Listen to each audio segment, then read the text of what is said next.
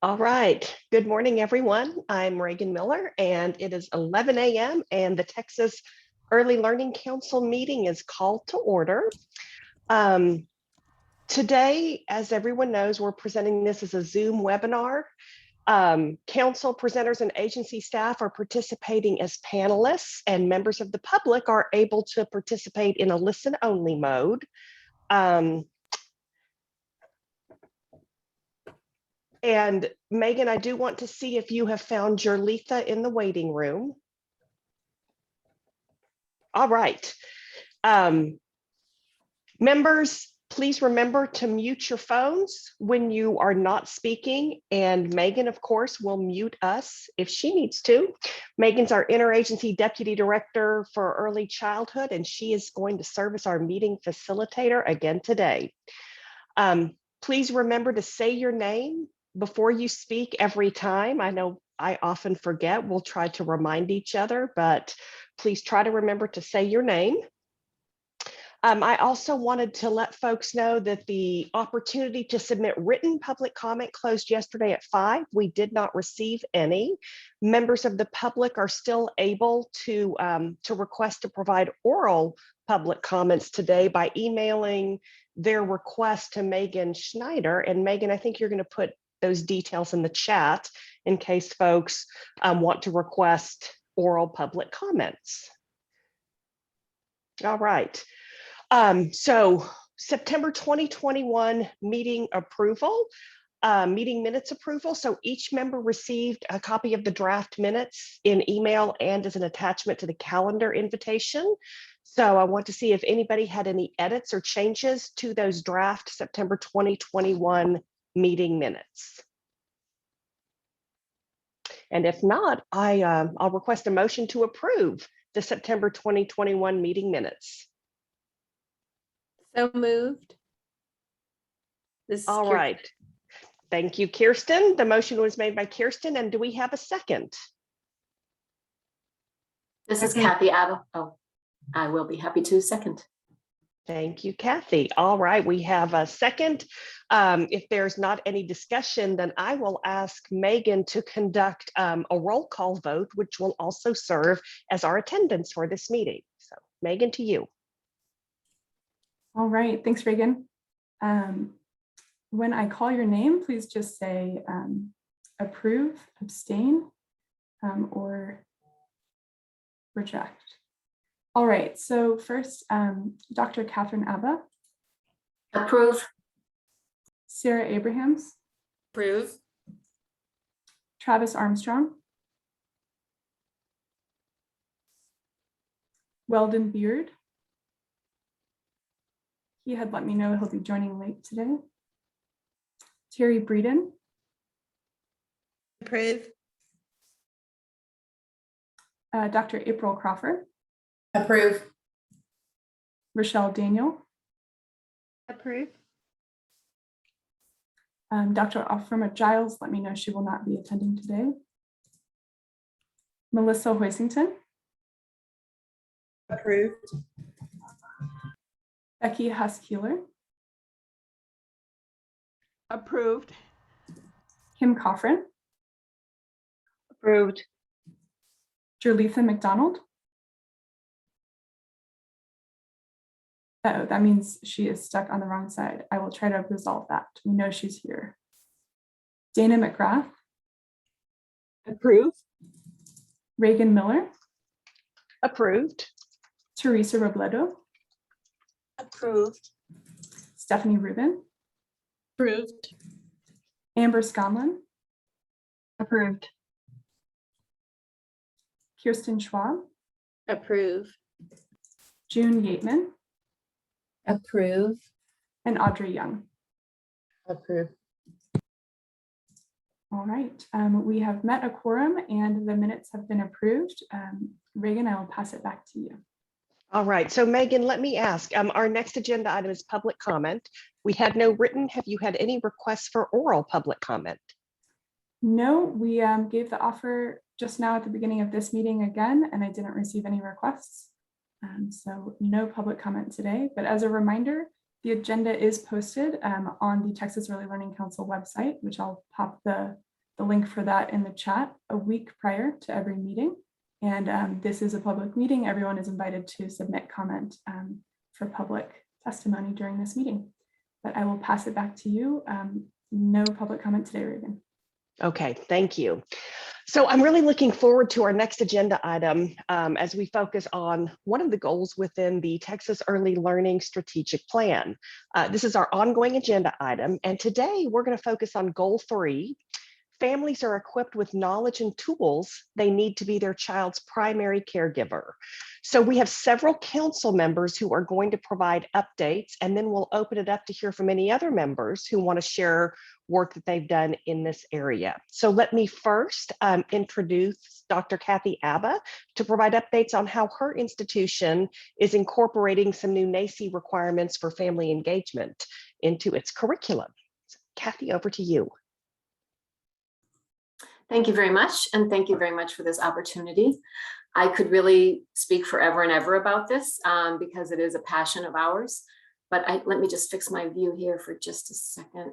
It's a little large. I may have to just wing it. So I'm just going to, I put the slides down because I'm a visual person myself, but I'll try to add some more information. Oh, thank you. That's a little bit better. Thank you. But I'll try to add some more information along the way. Please feel free also to interrupt me with questions if there's anything that I can further explain. And when I'm speaking, I am speaking for all two-year colleges across the state of Texas. So NAEYC for standards for the early childhood professional preparation, which is what we are, that's who we are accredited by and the standards that we follow. In a response to the Power to the Profession Task Force, created nationally professional, I'm sorry, I'm having a hard time seeing this, professional competencies, knowledge, understanding, skills, abilities for early childhood educators. I may just read off of my own, if you don't mind, PowerPoint, because I'm having a hard time seeing that.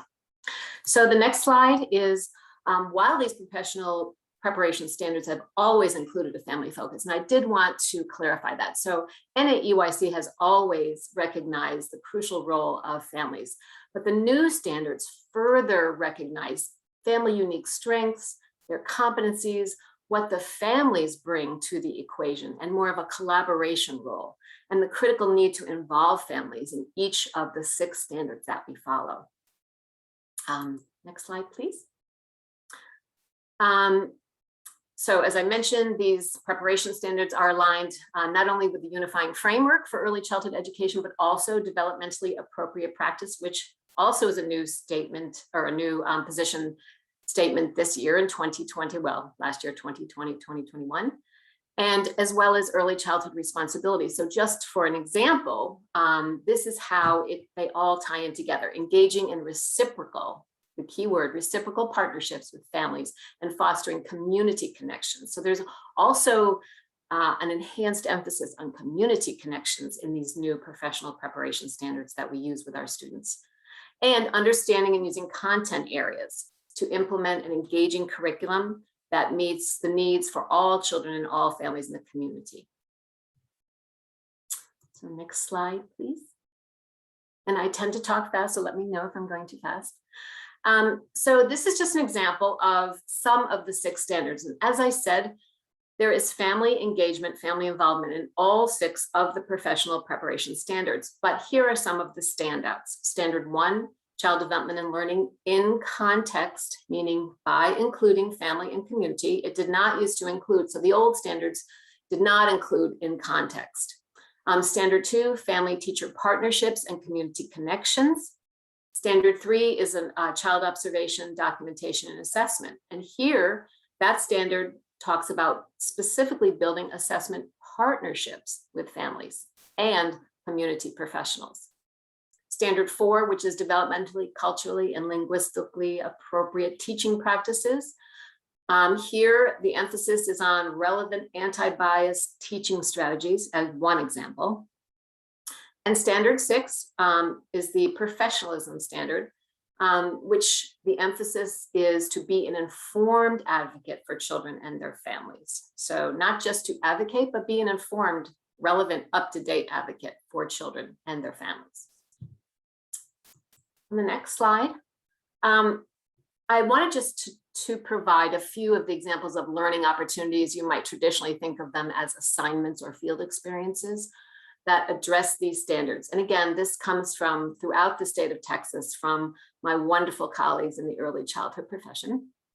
But I must say that when I think of, and when we think of learning opportunities that address family involvement, we recognize and utilize the knowledge and experience of the students in our classes, who are family members, caregivers, community workers. So student parents are a key asset to all of our programs. And then the next slide, for examples. And this is just a smattering of some of the learning opportunities that we practice to involve our students with families. Just a few examples. There's a family profile project, and these, by the way, span a variety of courses, both CDEC courses and TECA courses, just so that you know this is not all for one course. So for example, a family profile project, getting parents involved in the educational process, designing community resource guides so that students really have to understand community characteristics, the needs of children and their families, and what's available in the community to help our families. Also, some classes design pamphlets for families on resources for special needs, both locally and nationally. There's a family engagement plan in a particular class where students have to design a lesson plan for the entire family to participate in. And then there's a child case study that's often done in the child growth and development class that helps address how children learn and develop within relationships and multiple contexts that includes families, cultures, languages, and communities. And then finally, on the last slide, a few more examples. Some classes require students to do a center observation checklist and reflection paper, again, where they're specifically looking for how families are served in that center, whether it be through volunteer work, workshops, information, an observation and assessment portfolio, where again, the partnerships with families as children are assessed is emphasized. And then in the cooperative education or internship class, again, the informed advocacy and developing reciprocal relationships. So that was a lot of information in a small amount of time, but I hope that I was able to give you an idea of what the important role that families have in educating future early childhood professionals, current and future early childhood professionals. That's great. Yeah, I was just wondering, do any of the members have questions? This is Becky Huskeeler, and I think it's great that you've already started using the new standards. I teach at University of Houston Clear Lake, and I know that our students all are required to take a child and family class, the certification and non-cert early childhood people. And our students also at the four-year university level do many of these same types of things. I know even at my master's level, I have a family interview project. I mean, we all, and a lot of our classes also have a family component. So do know that at the teacher prep area that we're very much engaged in a lot of the same types of things. And I know the HCC is also, they are an NAYC accredited a program, and we've just submitted our self-study, and we're going to be having our visit in the spring for the four-year NAYC accreditation. And so they're really big on the family. So I just wanted to point that out, that both at the 2-year and many 4-year, not all 4-year programs, but at least ours, our 3 bachelor level and our master level classes all require children and family training. Thank you.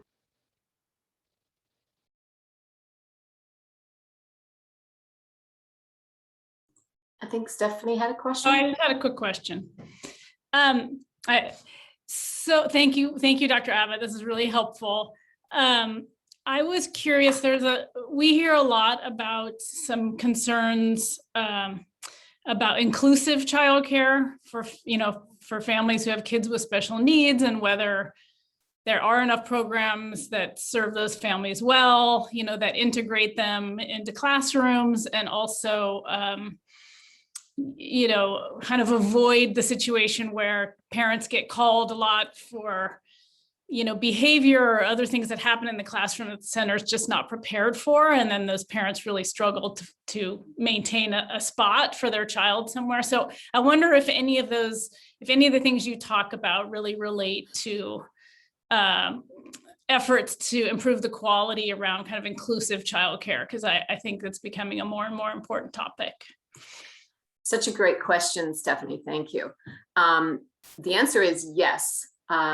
Both what we do and in the coursework that's included in the workforce education from the state of Texas. But so I will tell you specifically, there is one course that specifically targets special needs, okay? And it's called CDEC 1359. It's an intro class, but all of the issues that you mentioned, all of the concerns that you mentioned are addressed in that class. But I will also tell you, and I was really trying to keep this presentation short, but I almost copy and pasted exactly a paragraph you're addressing. And I'm gonna, this is not verbatim, so I don't, you know, forgive my memory, but there was a very specific paragraph, I believe, in one of the standards that talked exactly about addressing the issue of expulsion in the early childhood arena, and how this cannot not only be accepted, but has to be addressed because of the rate with which it's happening. And I know the state of Texas has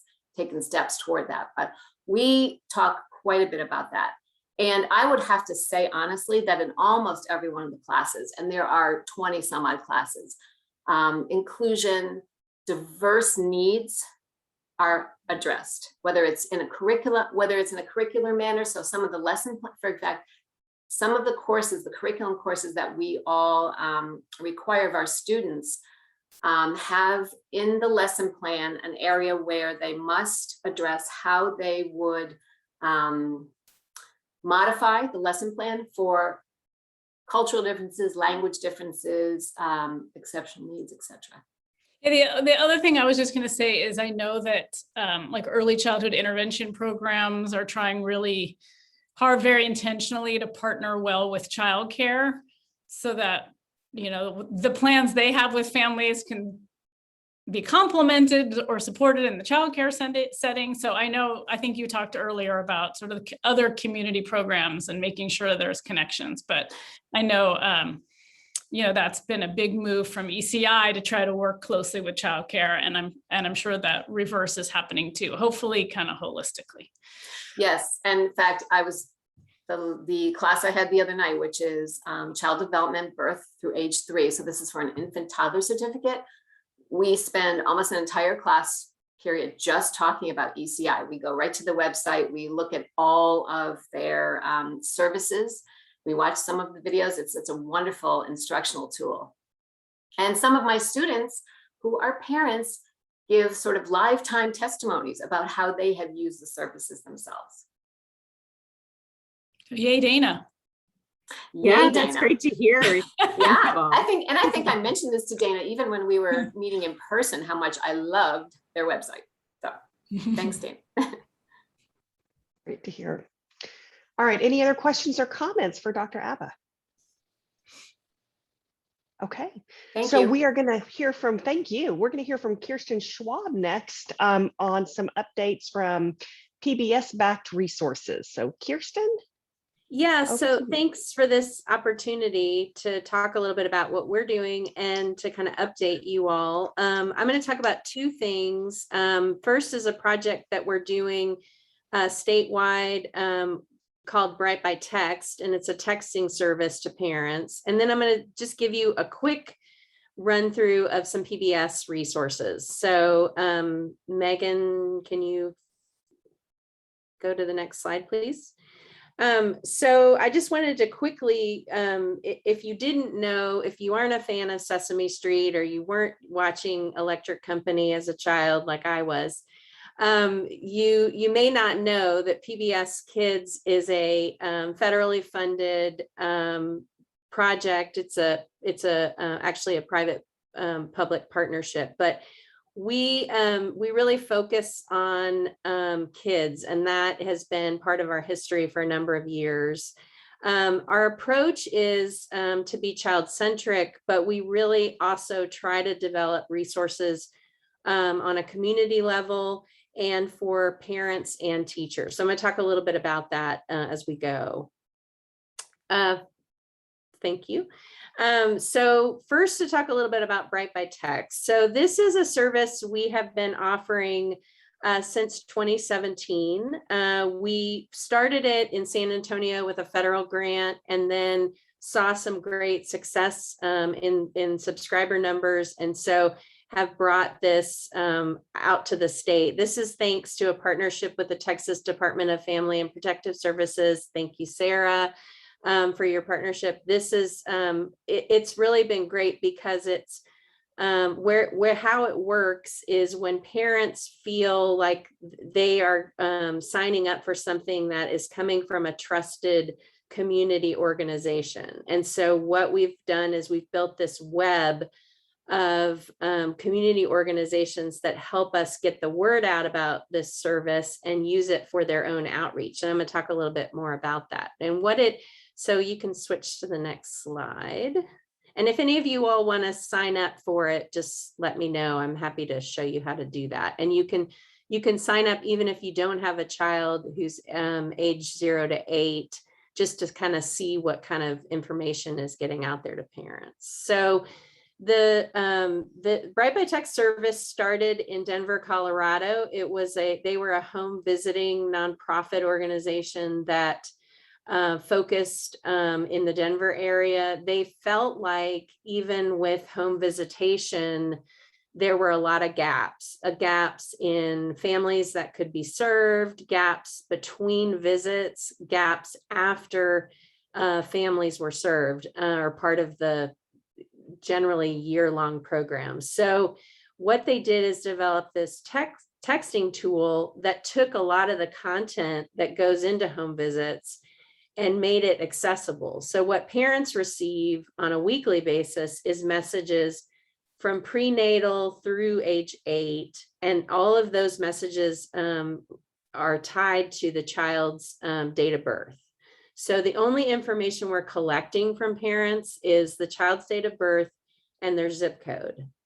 The reason that we collect the zip code information is this partnership we have within communities. So we are able to also add into the stream of messages weekly around local events, other resources. And so that's where there's this great partnership between some of the HOPES providers that DFPS works with, or PEI works with, and providing information directly to parents. We find that those are the kinds of things that parents are looking for. And so the click-through rate on those local messages is a lot higher than just the regular evergreen messages. The kinds of content we're sending out, and again, I encourage you to subscribe just so you can get a sense of it, are information about health and safety, information about wellness, child milestones, brain development. Pbs Kids provides a number of resources around activities that parents can do with their kids. There's a whole STEM curriculum. So there's quite a bit of content as part of this. We also have been experimenting with some other areas and allowing parents to opt in to some optional content around speech and language delays that parents may be noticing, and ways to address that, social emotional activities, and then I mentioned the math curriculum. So there's some optional content that we ask parents, would you like some additional content? You can go to the next slide. So here, I wanted to just give you a sense of kind of how much we've covered Texas with this service. We offer it in specific communities, but we've really, through social media, word of mouth, been able to really cover much of Texas. So you can see that these dots represent subscribers in all of these areas. Texas has really been a leader nationally with Bright by Text, and we've surpassed the Bright by Text subscribers in Colorado, which is also a statewide service, which we're very proud of. But we're now at 100,000 kids being served with this service across the country. Can you go to the next? So here's where we focus, but this is not specifically, you can subscribe to this service through Texas Kids no matter where you live, but we provide local messages with community partnerships and coalitions in each of these communities. And so about over 17,000 subscribers are part of that network. And each of these community organizations work with partners in the community to provide those local messages. We also have been experimenting and have kind of led the way on some statewide messages and looking at trends around maltreatment and risk for kids to try to hone in on some messaging that is specific to Texas. So for example, we do a number of messages, about one a month, around drowning, around safe sleep, and some other issues that where we've seen some upticks. And so it's nice that we can be responsive in that way and work with the state to figure out where there are, and we can, and because this is zip code specific, we could highlight that, communities where we're seeing higher rates of these, safety issues. We could, just send messages to those groups, or we can send them statewide. So next slide. So just really quickly, and I'm happy to provide out any of these studies. We have looked at the efficacy of these messages, and obviously the goal here is to empower parents, to give them activities that they can do with their kids, and to help them feel confident about being a parent. And we've done some, before and after surveys is one way, but we, in 2018, Bright by Text did some independent analysis by Mozano Research, and I'm happy to provide that report to you, but this is some of the findings. So a big one for us that we're really excited about is that 92% of the parents who receive these messages feel more confident about being a parent, which is definitely the goal here. But we're also seeing some developmental benefits, because the parents self-report that their children were ahead on a number of language skills, and by receiving these messages and participating in the activities. Okay, next slide. So now I'm going to switch over and tell you a little bit more about Pbs Kids.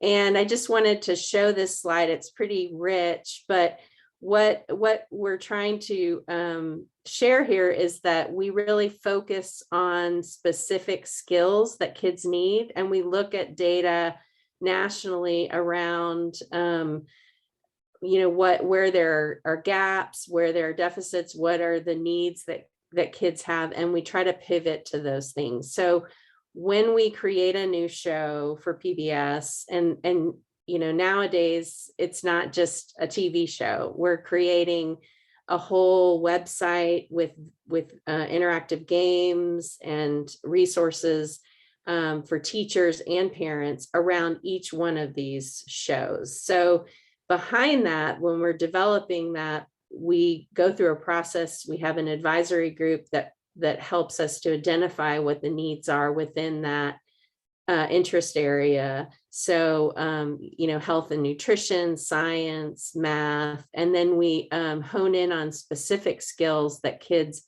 can acquire through media. So, and then we test it. We do focus groups, we do testing throughout the production of these shows to make sure that the skills that we are trying to put forward are resonating with kids and families. Next slide. Over this COVID time, it was such a great opportunity for us to reach out to parents and to showcase all the resources we have. And so we've teamed up with TEA and did a number of local efforts to try to get resources out, especially to families that did not have access to broadband. And one of the things we found that was really effective was changing our schedule slightly to match local school needs. In other words, as teachers were providing different lessons, we were connecting with them and providing a schedule that focused on those specific skills. So teachers could let parents know through email if families didn't have broadband access, that they could watch PBS Kids for specific. And as a result of that, we also, through that schedule change, created a whole host of resources for parents, which you can find at PBS Kids. And we've continued to do those monthly. And it's been very well received by parents. Next slide. Just a little bit really quick, because we have a lot, and I could probably go on for a while, but this is where you can find PBS resources. So we kind of organize these by audiences. So there's obviously a whole kid-facing website, PBS Kids, and that's where you can find, and that's the website that's shown at the bottom.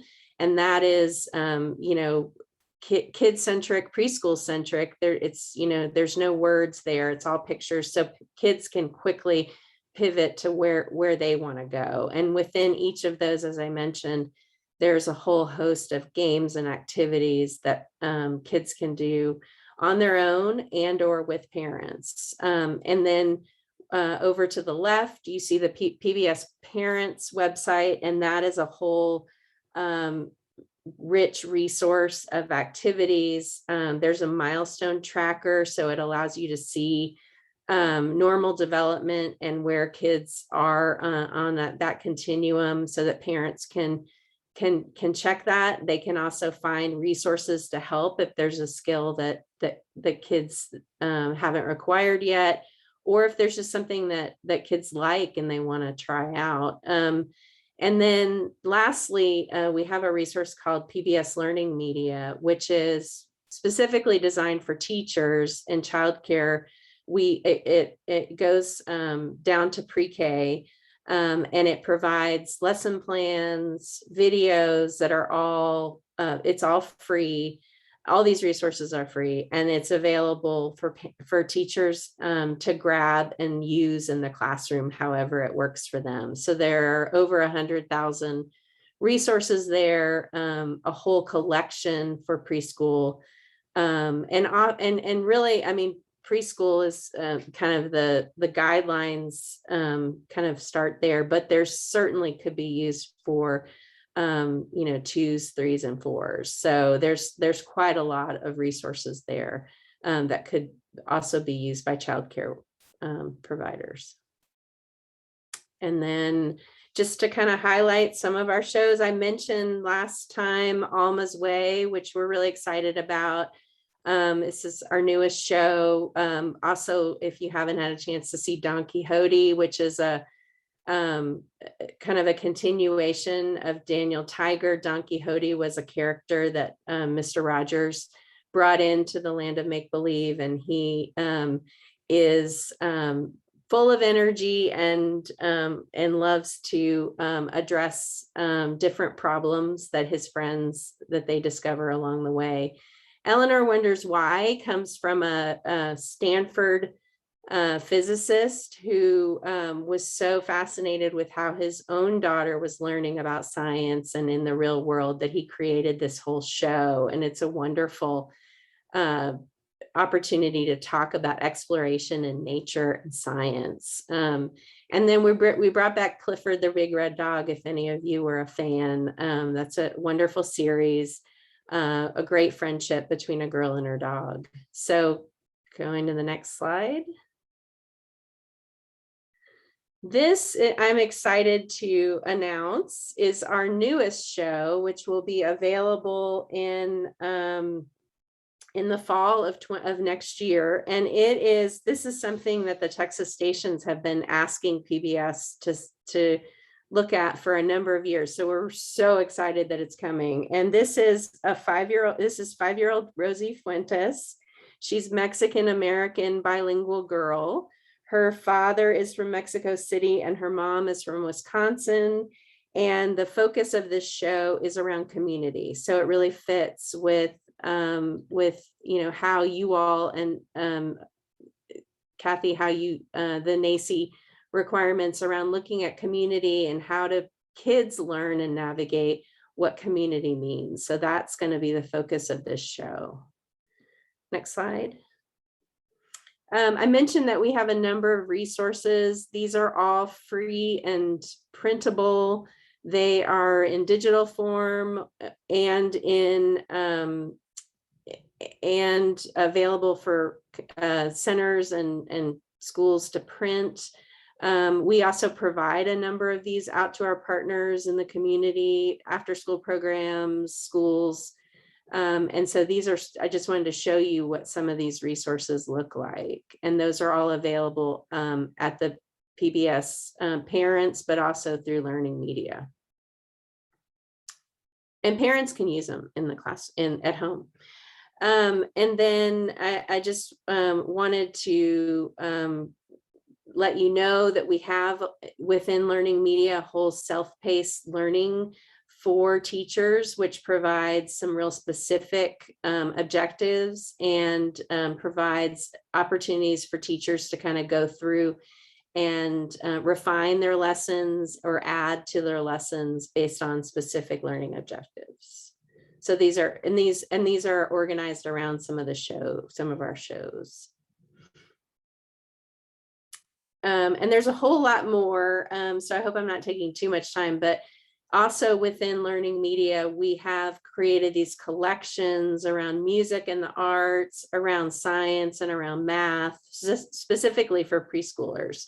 So I highly encourage you to take a look at that. Even for parents, if you're wanting to look at these, strategies and activities for these different areas, they're very accessible. Next slide. So this is an example of the monthly calendar that we've created, and this is available on the website and also to print. And we provide it out in some of the bags that we have worked with local food banks to provide resources out to parents. And so this just gives you kind of a calendar of things that either it could be, as part of a childcare curriculum or as something that parents can do at home. And just briefly, I wanted to tell you about a national campaign that we think is really important for Texas families, and that has been funded through PNC. And it is a real, kind of we have so many resources, it's sort of taking all of these mission aligned resources and developing more pathways for how parents and educators can get to those resources. And a big piece of that is providing these resources in a bilingual way. And so many of these are available in Spanish, and this will allow us to continue to collect and provide those resources out in English and in Spanish. And last, I guess, questions. I put my email address there, so I'm happy to go off on any of these. I didn't want to overwhelm you, but I'm happy to talk a little bit more about any of these specific areas and or lead you to the resources. These are all free and developed through federal grants. So we just want to get these resources out to families and to communities and to teachers. So anything that you can do to help us do that, we really appreciate. But any questions from the group? Erin, hi, Amber Scanlon. You'll know I work for PNC and oversee the resources of PNC Growth Great and the PNC Foundation for North Texas. So I really appreciate you sharing not only all of your resources, but so much of it is also funded by the PNC Foundation. And if I could, to our Madam Chair, if there's another opportunity at a future meeting, I would love to do the same and share a presentation on all of the resources for children, parents, and teachers on pncgrowthgreat.com. We have a very deep library of the work we have created hand in hand with Sesame Workshop, with Fred Rogers, with the 30 Million Words Initiative, and our own texting program called 3Ts. It is a very, very deep resource for, again, family engagement around this topic. So if possible, if that's another opportunity, I'd be thrilled to share that in another presentation. It's completely free. And there are lesson plans, there are everyday learning moments, there are videos. It's something we used heavily to promote during COVID for young children and parents who were home during the pandemic. Certainly a wonderful engagement opportunity. So if that's something that comes up, I'd be very happy to share that presentation. But I thanks, think that'd be great. Kirsten, this is great. Yeah, thank you, Amber. I knew I kind of put that slide in for you, but that's a new initiative. And actually, our friend who used to run the education work in San Antonio for the station there is now working nationally on that grant. So we have this kind of Texas synergy, but you know, we just thank you for having that partnership. It's a wonderful partnership, and it's been really rich in allowing us to kind of dig deep in a number of different areas. So we really appreciate it. Absolutely. Thank you so much for bringing that up. Great. Kim, you have your hand up. Yeah, Kirsten, thanks for all the information. I always am amazed of all the work that you guys are doing. Can you remind us on the protocol of when you get, it's a write by text question, on how those messages get out? And I'm thinking more on the statewide initiatives about including families on choosing quality childcare and so forth, and like what steps need to be placed to be able to do some of that communication. Yeah, so we have been working with Shay on putting together some messages that have gone out. I wouldn't say monthly, but we certainly could expand that, you know, the frequency of that. But we have been promoting the website where families can find childcare, and also just talking it up to our partners. And so absolutely, we think that's an opportunity. And it's just, I think that's part of, and I won't speak for Sarah, but I think that's part of where this partnership kind of started, is there is this opportunity to kind of provide out all of this information. This DFPS has developed a wonderful website called getparentingtips.com. And so a number of those resources are available through Write by Text as well. So we, you know, we're open to partnerships with it. If there are specific, you know, content that would be helpful, even, you know, if it's just in the Houston area, Kim, we'd be happy to work with you. We do have a partner there in Houston, but there, you know, it's a big community. So there's a lot of activities that go on that we could be promoting for parents. Great, thanks. Other questions, comments? I do have a couple. Sort of along the lines of what Kim was just asking. What's the best way for parents? I guess I'm thinking as council members, as we think about how to push information out to our parents, what are some ideas on how we could educate parents about the availability of this type of information? And then if we know if you say the click-through rate is really good on those local messages, how do folks in the community know who to go to? Sort of like Kim just had an idea on messaging. How do folks know? What advice would you give the council members on steps that they might take working with their constituencies, either parents or community partners, on how to best work on this? Well, that's a great question. I mean, I guess I would start with saying we're open to what this council thinks would be a good strategy. If you could, Megan, could you go back to slide 6? Is that possible? We really found that in our initial offering of Bright by Text, that what worked is when a local organization was connecting it for parents. So just send, we do run messages on Pbs Kids sharing that this resource exists, and we get a steady stream of parents that subscribe based on seeing it on TV or in social media. But we do find that having this kind of two-way communication with the community, where community leaders and coalitions know what resources parents are looking for, that's kind of the magic sauce. Because and we see that in the numbers in terms of the open rate. That's not the only way to measure, engagement, but that's a good indicator that parents are super engaged. And so these are the communities where we have partnerships. There is some cost associated with this. There's some cost for the technology, but we would be more than willing to work with any of our partners that want to help us get the word out to parents, and whatever that looks like. Does that answer your question, Reagan? Yeah. I guess I'm just thinking if council members see this as an opportunity, again, to push information out to parents about what's available across the state or locally, it sounds like the first thing to consider are those communities that you're in, and then to reach out to you to make any connections with local level folks who may be taking the lead on this.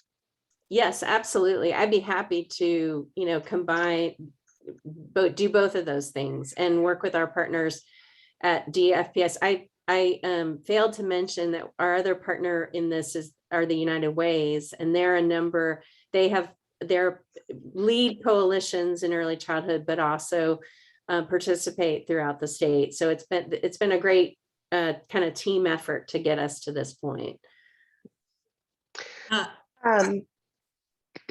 Sarah?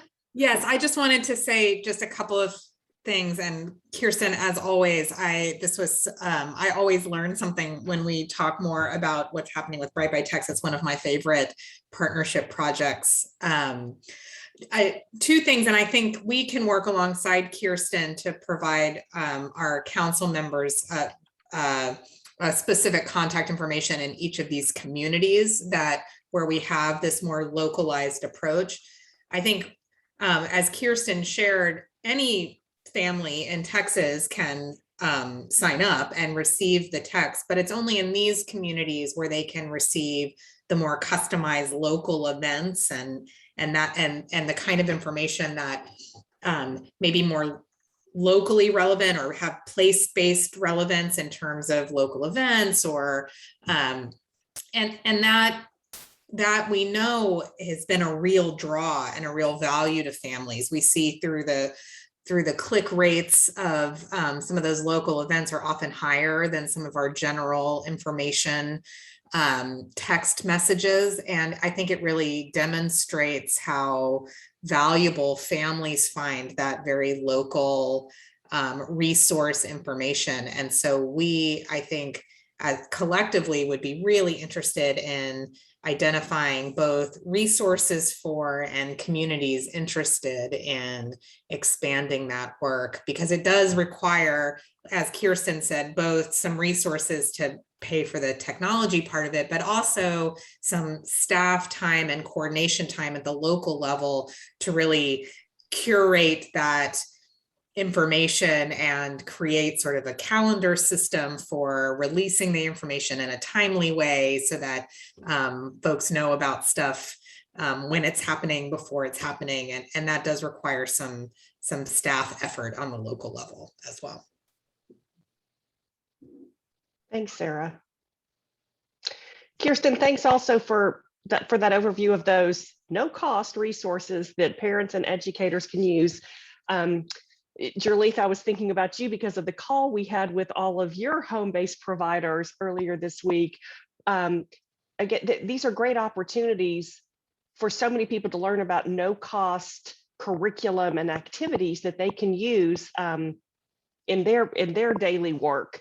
And Amber, I think we'll put you on the agenda next time because I'm excited to learn about what the PNC Foundation is doing.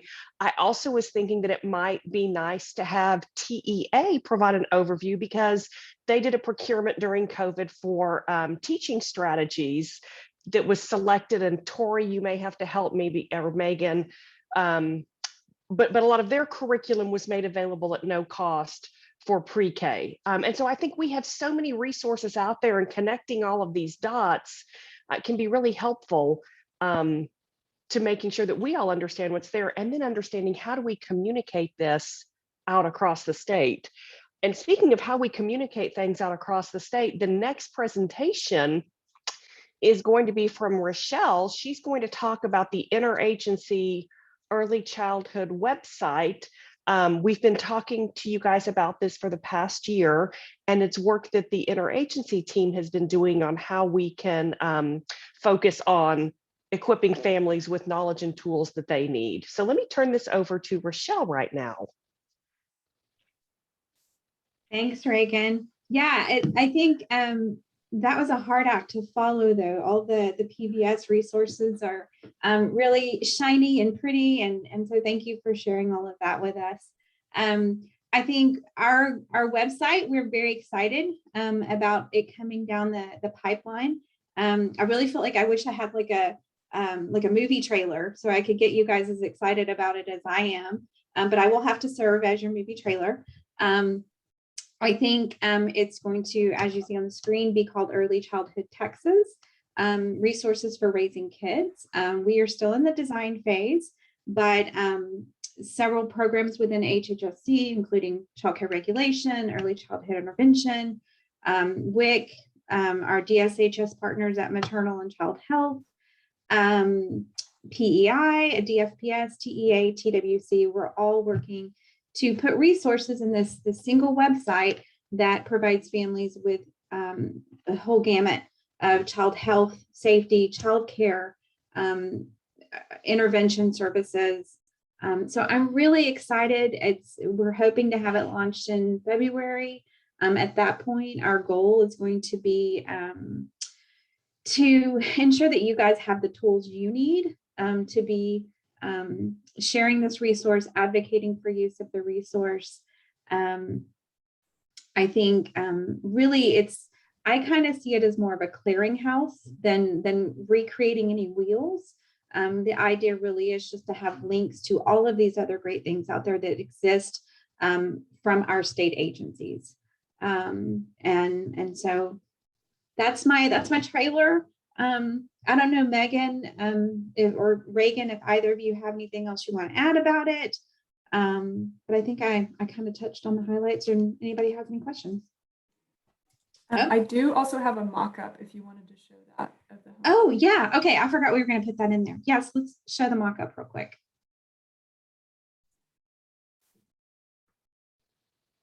So I have a question, Reagan, when it's time. Cool.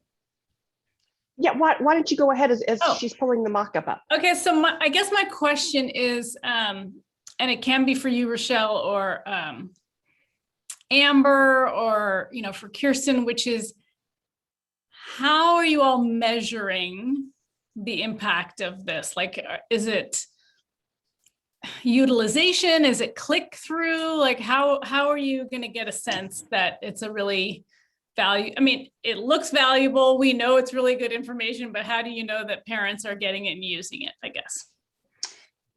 And I will say for our website, Megan may have a little bit of a better answer. I think Shay has been super involved in some of the dynamics of how the development is going to look. I'm assuming there's some mechanism for tracking clicks and what site utilization, but Megan, can you elaborate on that? Yeah, great question, Stephanie. And part of what we're doing is leaning on the success or on the past experiences of fellow agencies who have launched similar efforts. So specifically getparentingtips.com, the DFPS launched. Working closely. I'm having trouble hearing you, Megan. Oh, yeah. Maybe I just have to get close. Like a little in and out. That might be better. Okay. Can you hear me now? Mm-hmm.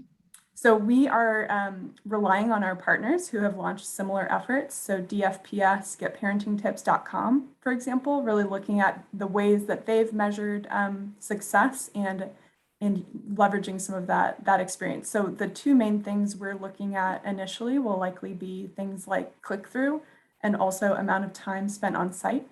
So seeing if people are finding the resources they need and moving on, and also repeat use. So ideally, this is something that people are coming back to over and over and using, like Rochelle said, as a clearinghouse. So those are a few of that. We're in the midst of planning and designing what that SEO strategy and promotion strategy is going to look like, but that's part of what we're looking at. I don't know if that answers your question, Stephanie. Yeah. Can y'all see the mock-up on the screen? Yes.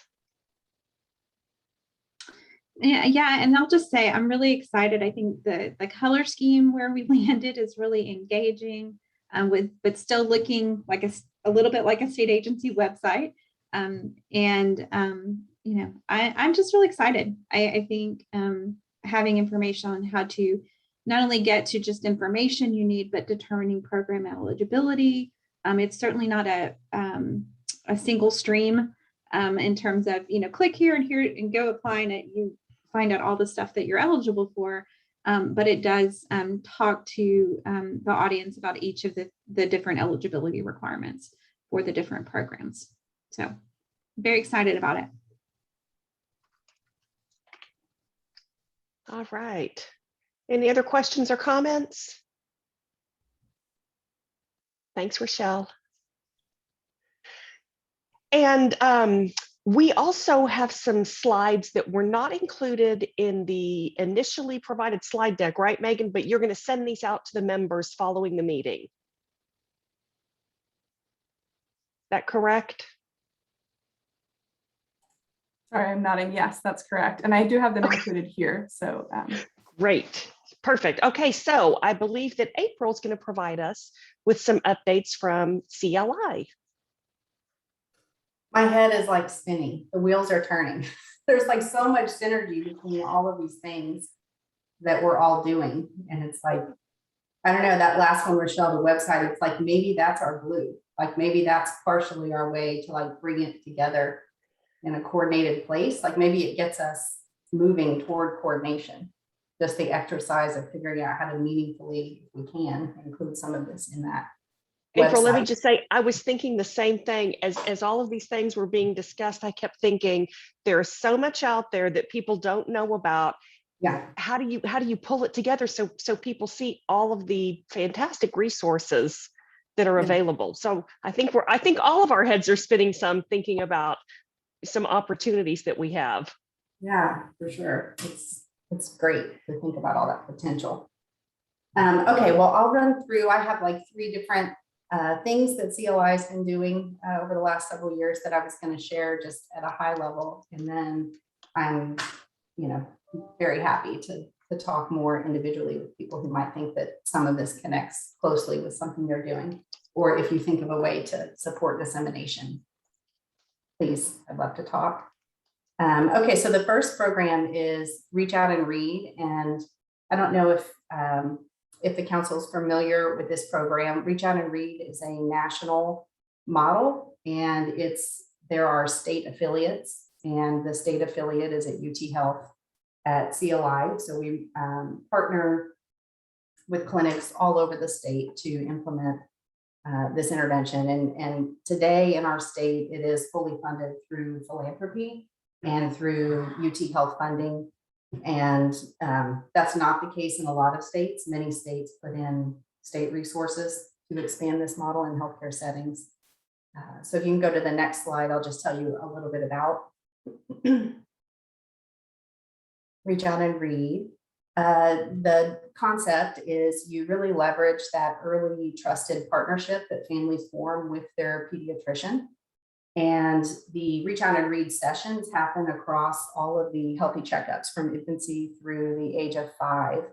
And the physicians, nurse practitioners, and sometimes specialists or social workers, there can be multiple levels of practitioners within the clinical site that are trained in Reach Out and Read's approach. But essentially what happens is they're trained to talk with parents about how important it is to be reading and having rich language and responsive interactions during the birth to 5 age range. And then they also encourage them to cuddle up and read together. And the program actually gives families oftentimes their first book. And then they receive books at every well child check from birth through age 5. And what's really beautiful is the practitioner actually models really nice, responsive reading with them while they're in the exam room or in an office within the clinical practice. So it's really a beautiful opportunity for families at a really important age to have rich modeling and support from someone they trust. And then that's the book is also used during the session to kind of screen for language or developmental delays or concerns. You can go to the next slide again. And there's been extensive research nationally around Reach Out and Read and multiple studies in Texas, Reach Out and Read clinical settings. And what we see is that parents are 2.5 times more likely to read to their children when they are in a participating clinic. And they're 2 times more likely to read multiple times per week or more than 3.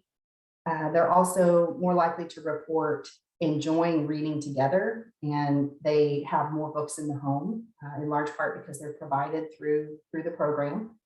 And children's language development is improved by about 3 to 6 months.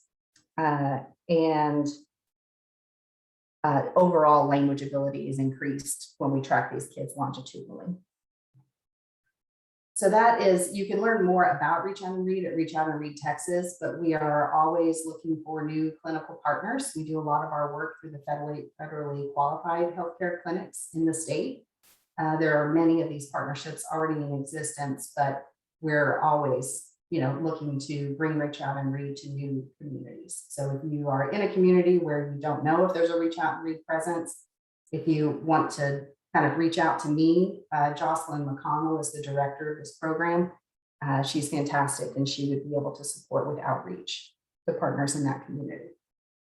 The next thing I wanted to share is we've just finished a federally funded study with Head Start partners, early Head Start partners, where we tested an intervention as part of a university consortium of investigations that was funded by the Administration for Children and Families. And if you can go to the next slide. The goal for this was to test some schools that participated in this study had both a school-based intervention that was focused on improving social, emotional, cognitive, and language development for babies and young kids. And that program was called SEEDS.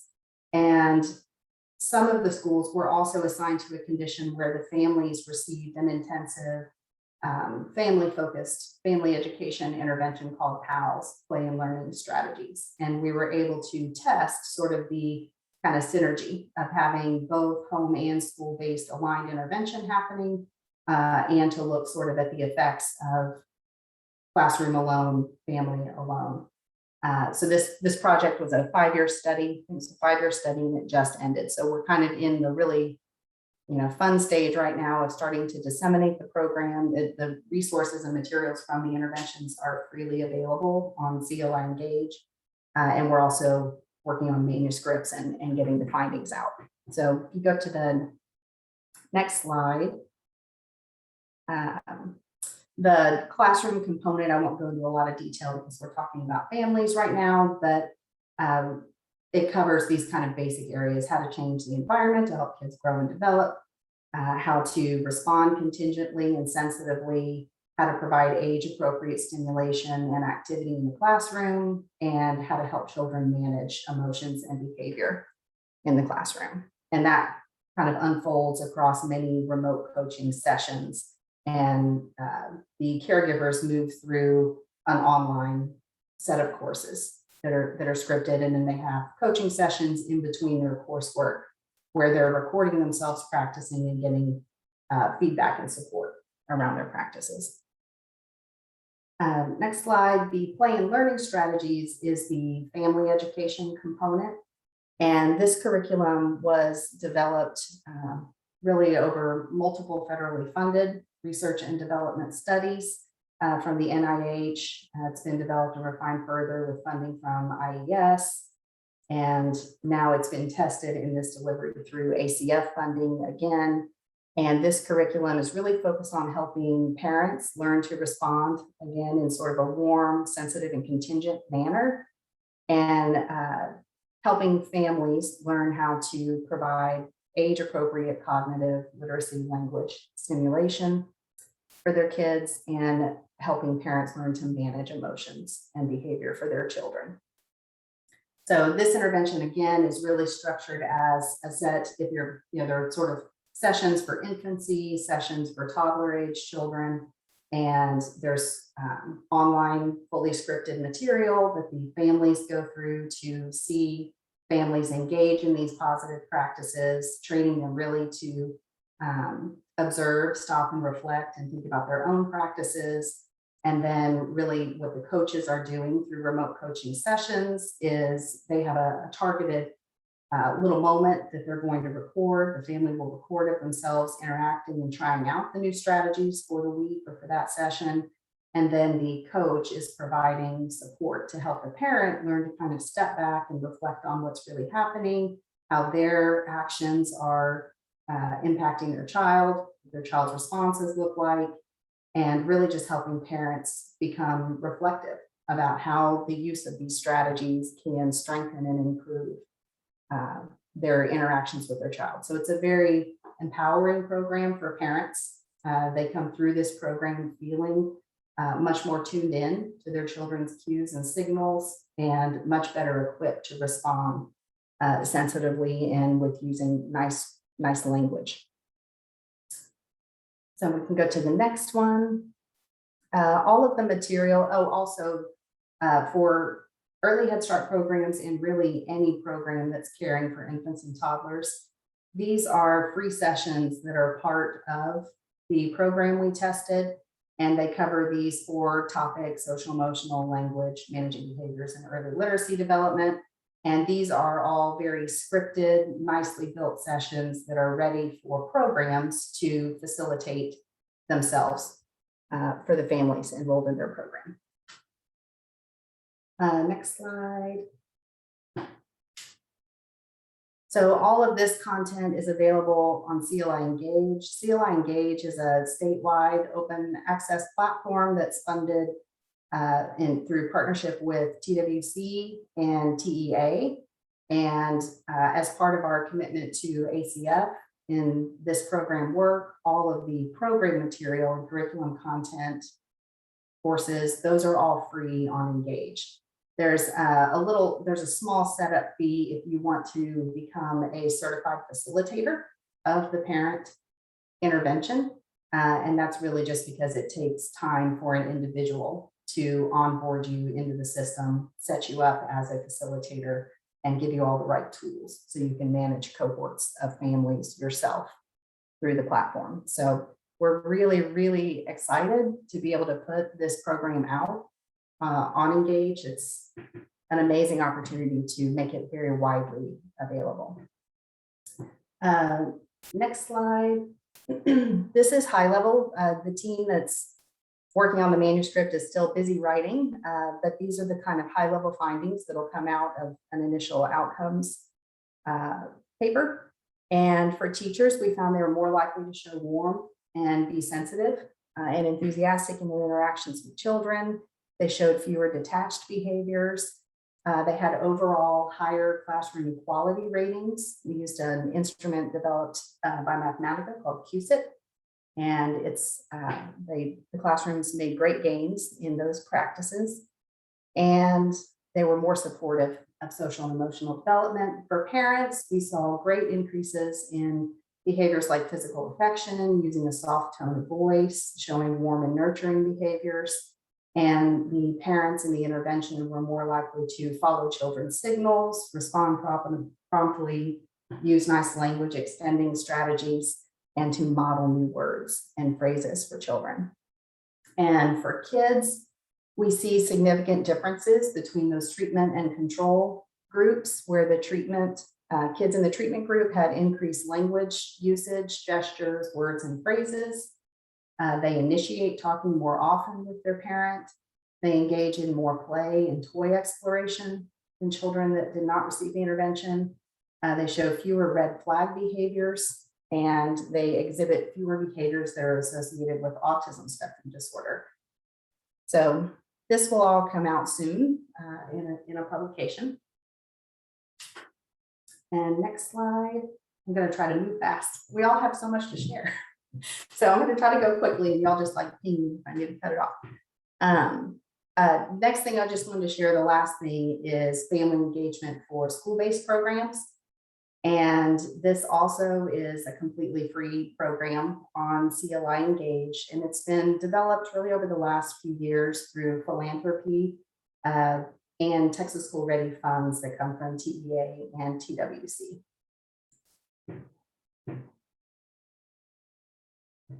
The kind of key topics in the family engagement approach are partnering with families, encouraging play-based learning and responsive interactions at home, promoting two-way conversations with families to individualize student support, and hosting family events to support children's development.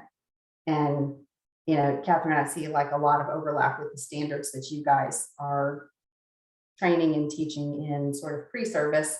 So it would be really interesting to think about how maybe CLI can align to that NACI set of standards. And then if you click one more time, Megan, this is just an example of some of the concrete things and activities that are built in. So the partnering with families comes with a lot of tools and templates that facilitate more ongoing communication. And the play-based path, that you do a lot of work to send home rich activities. So I see a lot of synergy with the PBS work and what it sounds like PNC is focused on. We have hundreds of activities in English and Spanish for birth through age 8.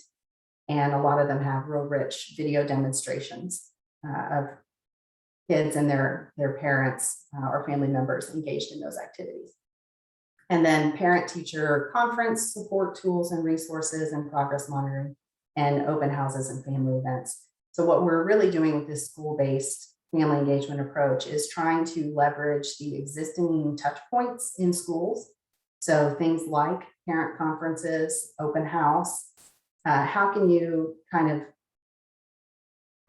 transform those into rich touch points? I can speak as a parent at least. Oftentimes those feel sort of like the mandatory offering, and they don't necessarily take advantage of the fact that you've got families with you, and you could actually facilitate, let's say in an open house, a brief session that we've created on the importance of play-based interactions and responsiveness at home. And that material also helps families and teachers think about the importance of, if you're sending things home for families to work on, you want it to be an opportunity for a family-friendly and enjoyable interaction. You don't want to necessarily send home things for young children to do at home that feel kind of miserable for everyone to be engaged in. So how can you kind of transform those routine ways of sort of bringing school things home into rich opportunities for interaction for families? Next one, I'll go through these really quickly because there are many, many resources, and all I really wanted to achieve is to hit the highlights of everything that's in this toolkit, so that if any of you want to know more about it, you'll kind of have a high level sense of what's here. But we essentially have a toolkit online that's completely free for districts. It's free for everybody. It has infant and toddler focused family engagement material and preschool and kindergarten focused material. And in the toolkit, you'll find literally everything you need: handouts, videos that are used, presentations that you can use with families. So go to the next slide, Megan. These are the kind of competencies for teachers that are kind of driving all of these resources. It's what kind of brings it all together. So these are very specific practices and behaviors that would align nicely with those NACI competencies and standards. But these are sort of like drilled down practices that teachers can learn to engage in to improve their ability to engage with families. And there's a different set of these competencies based on the age group you're working with. There's a nice administrator guide and set of how-to guides and videos that helps you figure out how programmatically you could install the family engagement program in your school. And there are a lot of tools in here that help you see how use of the family engagement resources already align to all of the family engagement requirements coming out of TEA's rules. I'm not going to go into detail with all these, but this is essentially just a screenshot for every strand of competency and activity in the toolkit. There are nice little tip sheets that help orient you and kind of pace yourself as you're using the tools. We can just kind of click through these quicker. The Circle Family Activity Collection, we've had over 1 million visits to this collection in the relatively short period of time it's been out. We're seeing really beautiful utilization of it. In part, I think that's because it's so integrated with with Engage, so it's free. And it has a lot of visibility because it also is well integrated into the assessment tools and resources on the platform. So kind of that high traffic is what has me thinking about, maybe there are ways for us to use the platform to also disseminate information about some of these other offerings.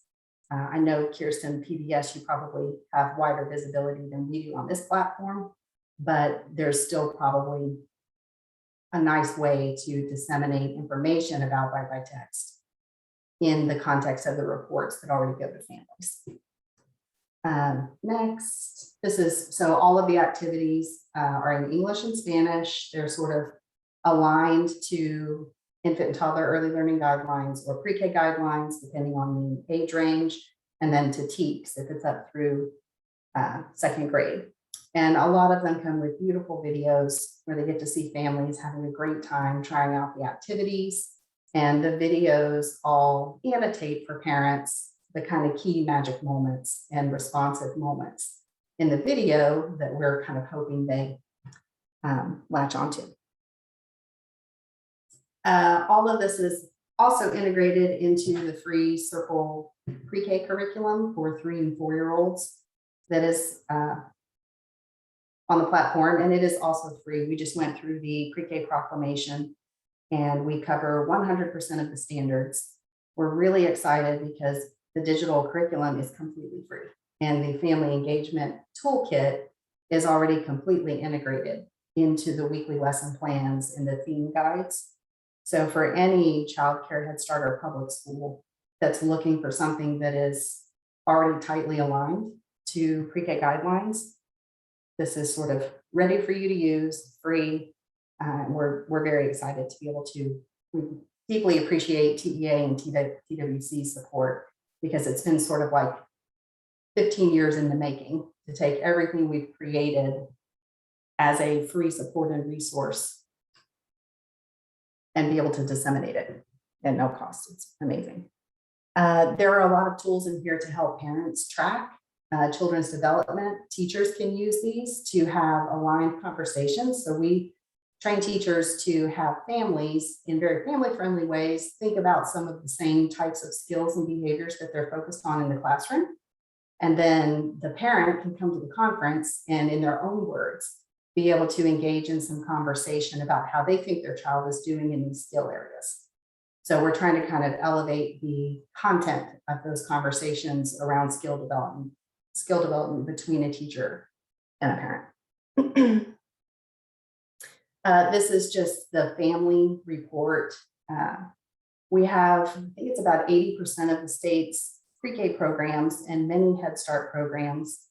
And we really wish many, many more childcare programs using the free Circle progress monitoring tools on the platform. And we've built out a new parent report that integrates all of these great family activities and resources directly into the report. So parents, when they get a skills report from the school, they also have this QR code that takes them to a page where we've kind of curated sets of activities that are aligned to the child's strengths and areas for growth in their own progress monitoring data. And that's kind of the report where I'm wondering if there are some opportunities to disseminate some of these other resources. We would continue to provide the kind of tailored match to your assessment results, recommendations, but there may also be some ability to point parents to other types of tools and resources that they may be interested in. And then there's a whole host of materials on the platform that came out of federally funded studies to support schools that want to host family events that have, kind of a rich, playful, but academic skills focus. So I think that's it. Sorry, it took forever. Great updates. Questions or comments? Kathy, your hand's up. Yes, I will be very quick though, because I realize we have time constraints. So I will email most of my questions to you, April, or to your colleagues, because there's just so many opportunities here. Like you, my mind is spinning. Yeah. But I also want to let you know that many of us in the education arena use your tools personally, with our students, as well as referring our students to them. So thank you for all of that. Thank you. I'm excited to look at alignment with the competencies and standards you were sharing, because I think it would be great if we could just articulate that and show that, hey, here's how all of these strategies that we've written for discrete, practices, how they align and kind of roll up into all of those standards. So as we've just had some great information today. I want to see if any of the council members, as you've been reflecting on these examples of family engagement, if anybody else has anything that they want to share that they're working on, that their constituencies are working on.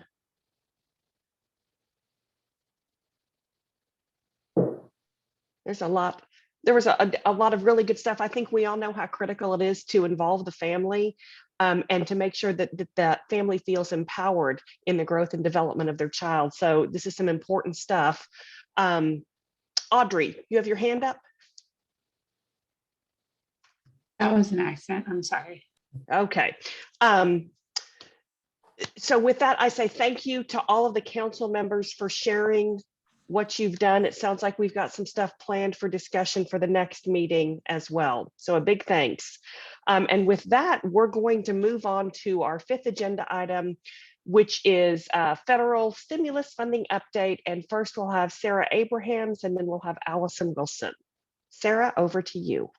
Thank you. I will be very quick because there are several other things on the agenda that I know that we'll want to spend time diving into. And so just to give an update that as many folks know, we received some federal dollars through the American Rescue Plan Act that were both for our community-based child abuse prevention program and our maternal, infant, and early childhood home visiting program. Those dollars are in the process of being distributed now. And I just wanted to highlight here on this slide some of the ways that we have been planning and also have been directed by our legislature to spend these dollars, and look forward to continuing to update the council on the hopeful successes of those implementations. The one specific one that I want to highlight here, or two really, are the family resource centers, which are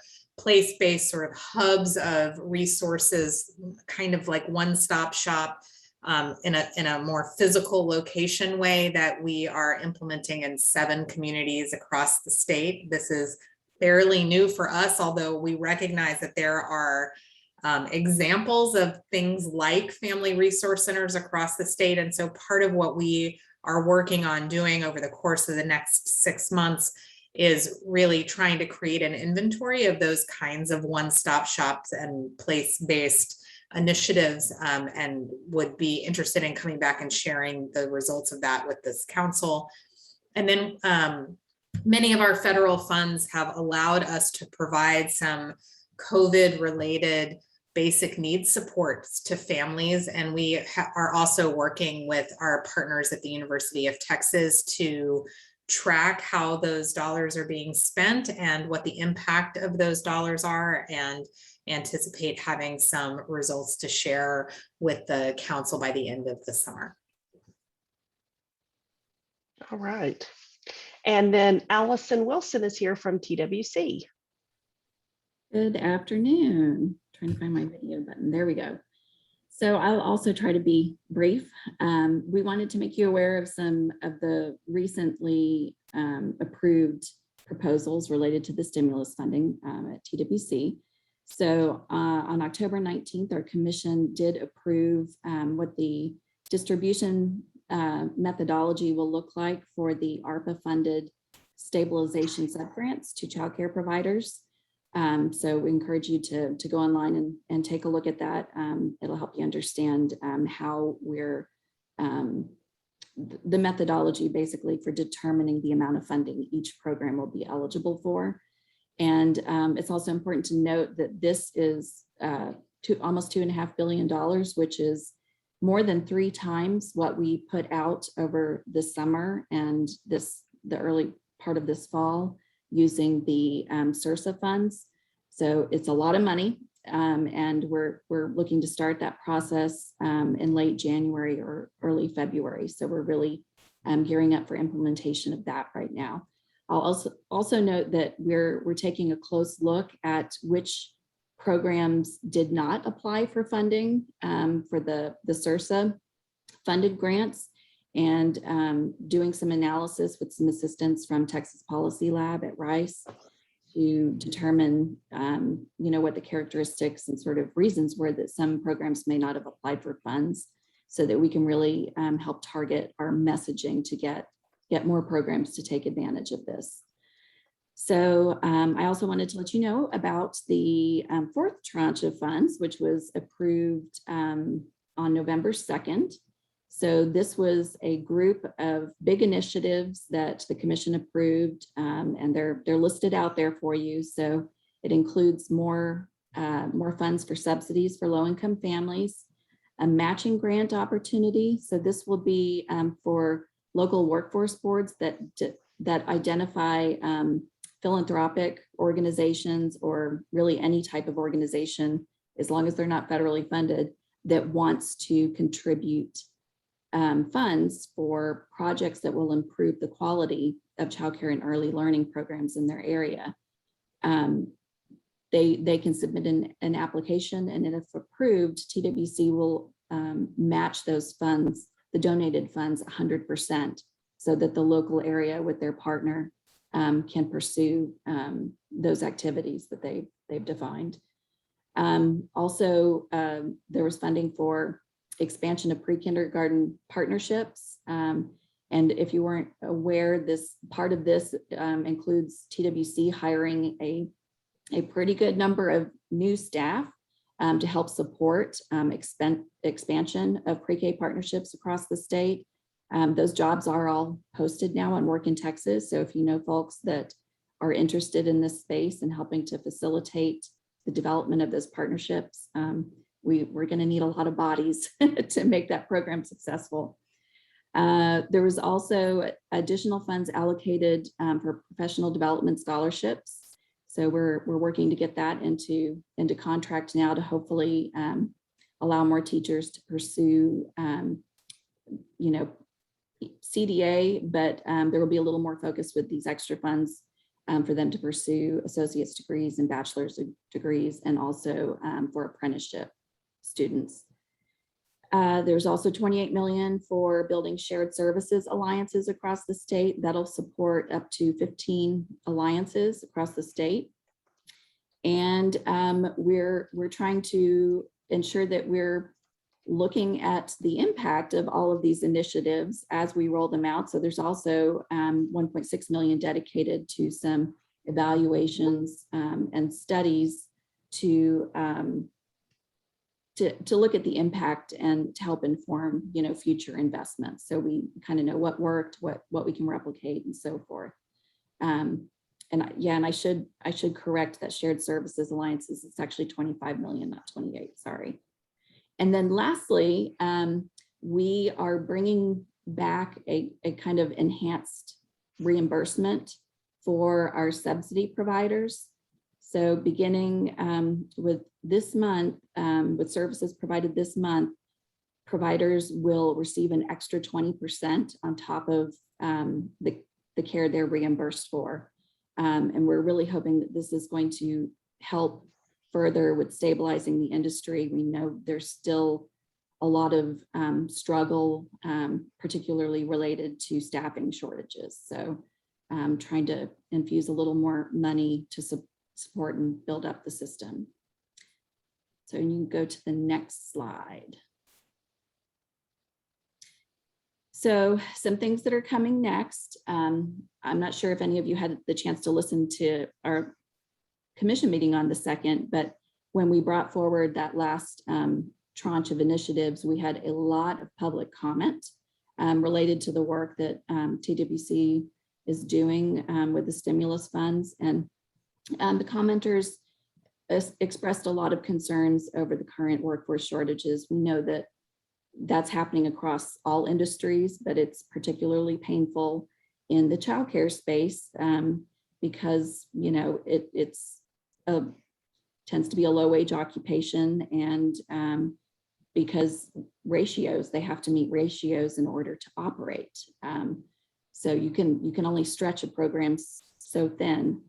So our commissioners listened to those commenters and did come away with some to-dos for us as staff to look into. One of the things that was mentioned was creating a recruitment campaign to try to bring more individuals into the childcare workforce. There's also discussion about how we can better message to providers about the relief funds that they're receiving, that they can use those funds for their staff, and not only regular payroll, but they can use it for things like recruitment and retention bonuses to help build and retain their workforce. The commissioners also asked us to look more at tying those messaging and communications efforts to the importance of quality in our Texas Rising Star program, and just how important high quality early learning experiences are, and to also bring in our employer audience as another group that we need to really make sure we're messaging on these things in terms of what TWC has been able to support with the stimulus funding, what's coming, and helping them to understand how important childcare is. So that's all I have for updates. Anybody have any questions about that? Questions or comments? Allison, this is Becky Huss-Keeler, and I'm just a comment about your pre-K, the partnership expansion, pre-K partnership expansion grant. Our National Association for Education of Young Children at its national virtual conference, and I went to a session from the woman from the federal government, and she was talking, and I asked, you know, what she was talking about the Build Back Better, the second part that didn't get funded, and that one of the things was pre-K for all. And I said, well, what is that supposed to look like? And she said they are targeting the pre-K partnerships. So if that gets passed, it's going to be a huge thing for Texas and for all over, that they're expecting the child care to be in Head Start, child care, and public school to work together on these partnership expansion, pre-K partnership expansion grants.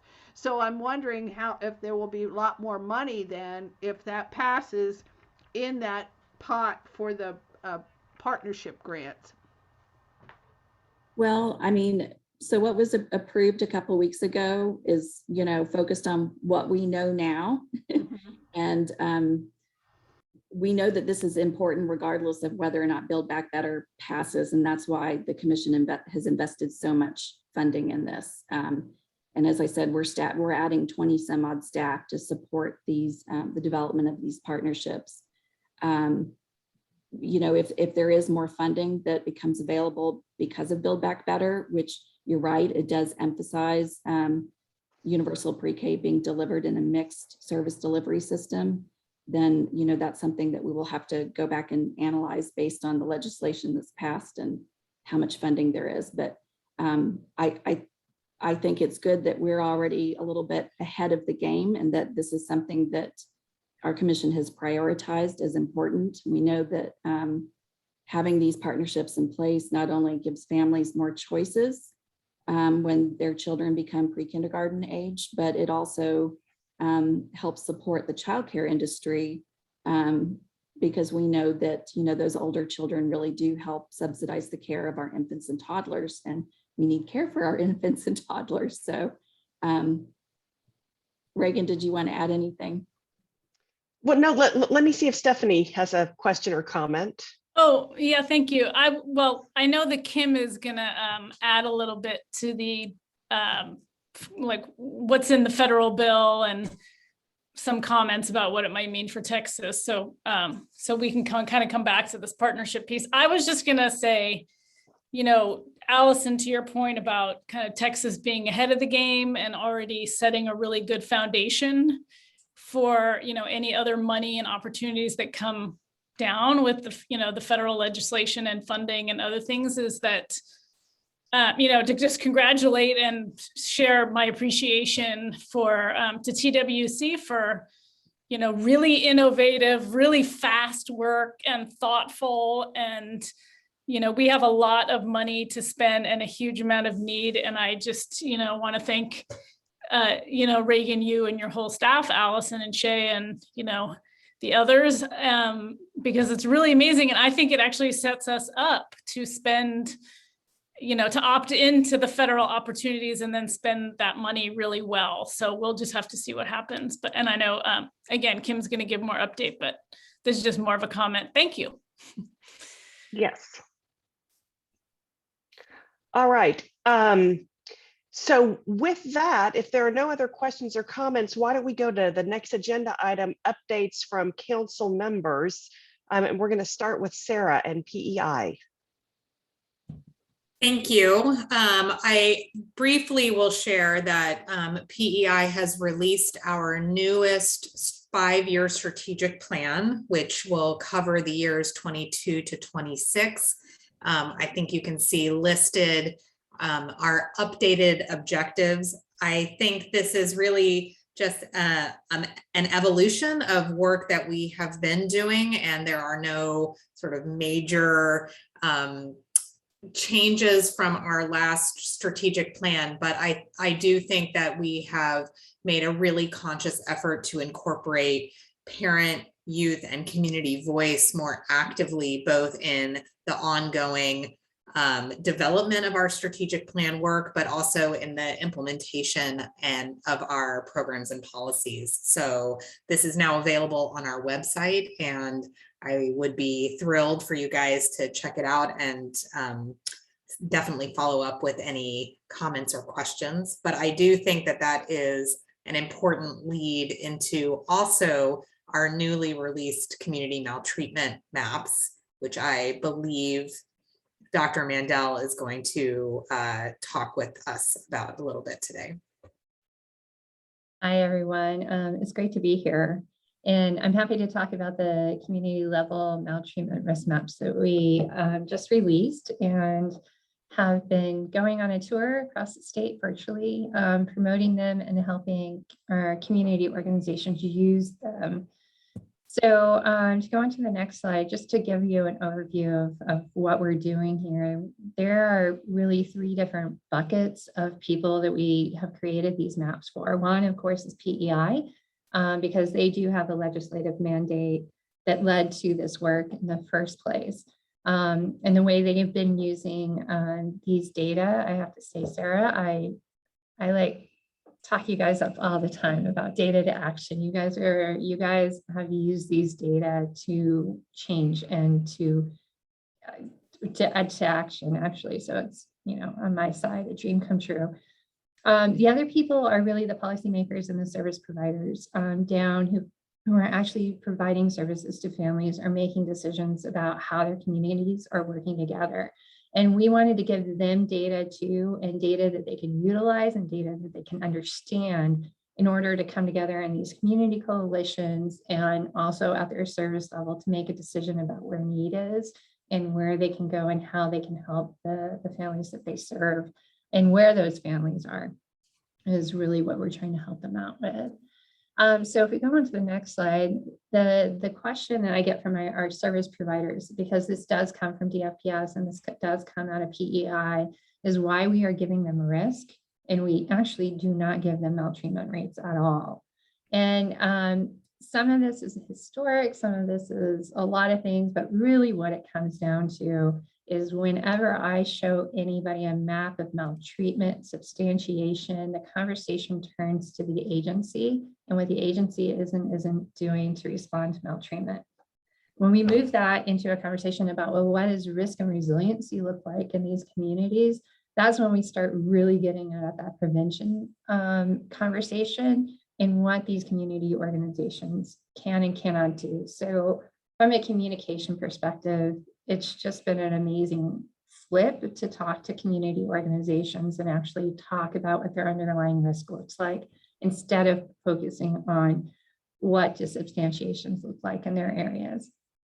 So I'm going to go to the next slide. So when we put these together, we're really looking at the community level, and I'm talking really fast to get through it. But from my perspective, coming out of a public health perspective, we're really talking about social determinants of health. And one of the things I like to highlight, and Audrey's on the line, Audrey's on the council as well, and Sarah is on the council, and everything that we have talked about across the agencies is that these aren't just social determinants of health, they're social determinants of everything. They're social determinants of education, they're social determinants of employment, all sorts of things. And so when we look at risk here, we're really looking at risk that is risk for a lot of different outcomes, not just maltreatment. So that's one thing I do like to emphasize when it comes to these data, that I think that they're just applied to a variety of different levels and a variety of different outcomes that you're really concerned and looking for, especially these early learning outcomes that you guys in particular are very interested in. And so the other thing to understand about risk is that if you go to the next slide, that communities hold risk by themselves, independent of just any individual who lives in them, or as a more than some of their parts of the people who live in them. So when we think about helping individuals, we also have to help the community that the individual is in. Because if we just take an individual, do a lot of intervention with that individual, put them back in a high-risk community, we're still putting them in a high-risk situation. So that community level work is important to help support and maintain that individual, those gains made by the individual. So within public health, we talk about this as low-risk individuals living in a high-risk neighborhood have more risk than a low-risk individual living in a low or moderate risk neighborhood. So community level interventions are just as important as those individual level interventions. And so that's really the heart of what we're doing. And if you go on to the next slide, this is the PEI's prevention framework, and an important aspect of the PEI prevention framework, that these communities and supporting community activities that contribute to the entire community is part of prevention. And so you can skip to the next two slides. And this is an overview of our website. So we've been working very closely with our in-house web designer and with my analyst, who's an ArcGIS expert, and with me, who's been doing the modeling to develop this website. And we're really proud of it and really have received a lot of really positive feedback from our community partners about how they've been able to use it. So there's a couple of things that we can do. So if we can go to the next slide. Let me just zoom into one part of the website for you. And on the top part of the website, one of the things you'll see is that we have put together maltreatment risk And you can either look for risk indicators by the zip code or by county. In our metropolitan areas, that zip code level look is so incredibly important because counties hold no risk because it averages across the entire, all those zip codes. Houston looks amazing. Austin, of course, looks super amazing when you look at it at the county level, but down below and getting down to that zip code really helps you look closely. But at the same time, we also have a lot of rural regions where that zip code level data is not as informative to them as the county level data. So this year we're providing it at both geographic levels. The other thing that we also do is provide risk based on the age group of the children that you want to do the intervention for. So in my office and with what I do, I'm really focused on infants. So all of my work and all the examples I show you are at the level of infant maltreatment risk, but 1 to 4 is also in here as well. And then 5 to 9-year-old range as well. And then up to adolescents. But in particular, that 1 to 4 area, which is so important for the early learning and early childhood space. And so all you have to do is go in there, search. This is a search that I did for 78723, which is the zip code here in Austin. And what we provide is after you do the search, we tell you where your risk is for that particular zip code. So this is an above average risk zip code. Interesting for those of you who live in Austin, this is where Dell Children's and the Mueller development is. It's above average risk for maltreatment. And then we also provide a predicted risk score, which we de-emphasize, but we have a lot of providers and a lot of community-based organizations who really want that number, and they want to see that number change. So if you go to the next slide, one of the things that we've done different this year than we had last year is we actually provide a drill down dashboard, it's like a dashboard for our community organizations. So these cover the major factors that we use in our model to determine maltreatment risk. And further, you can actually drill down a little bit more. So like health and disability, this is a Z-score. This doesn't mean anything to anybody, right? Except for to know that this community is at average risk. But if you click on this little down arrow, which I don't have a demonstration for you, it actually shows you all the underlying variables go into each of those. And that's true for safety, which is a problem for the zip code, and assaults, which is also a problem with the zip code.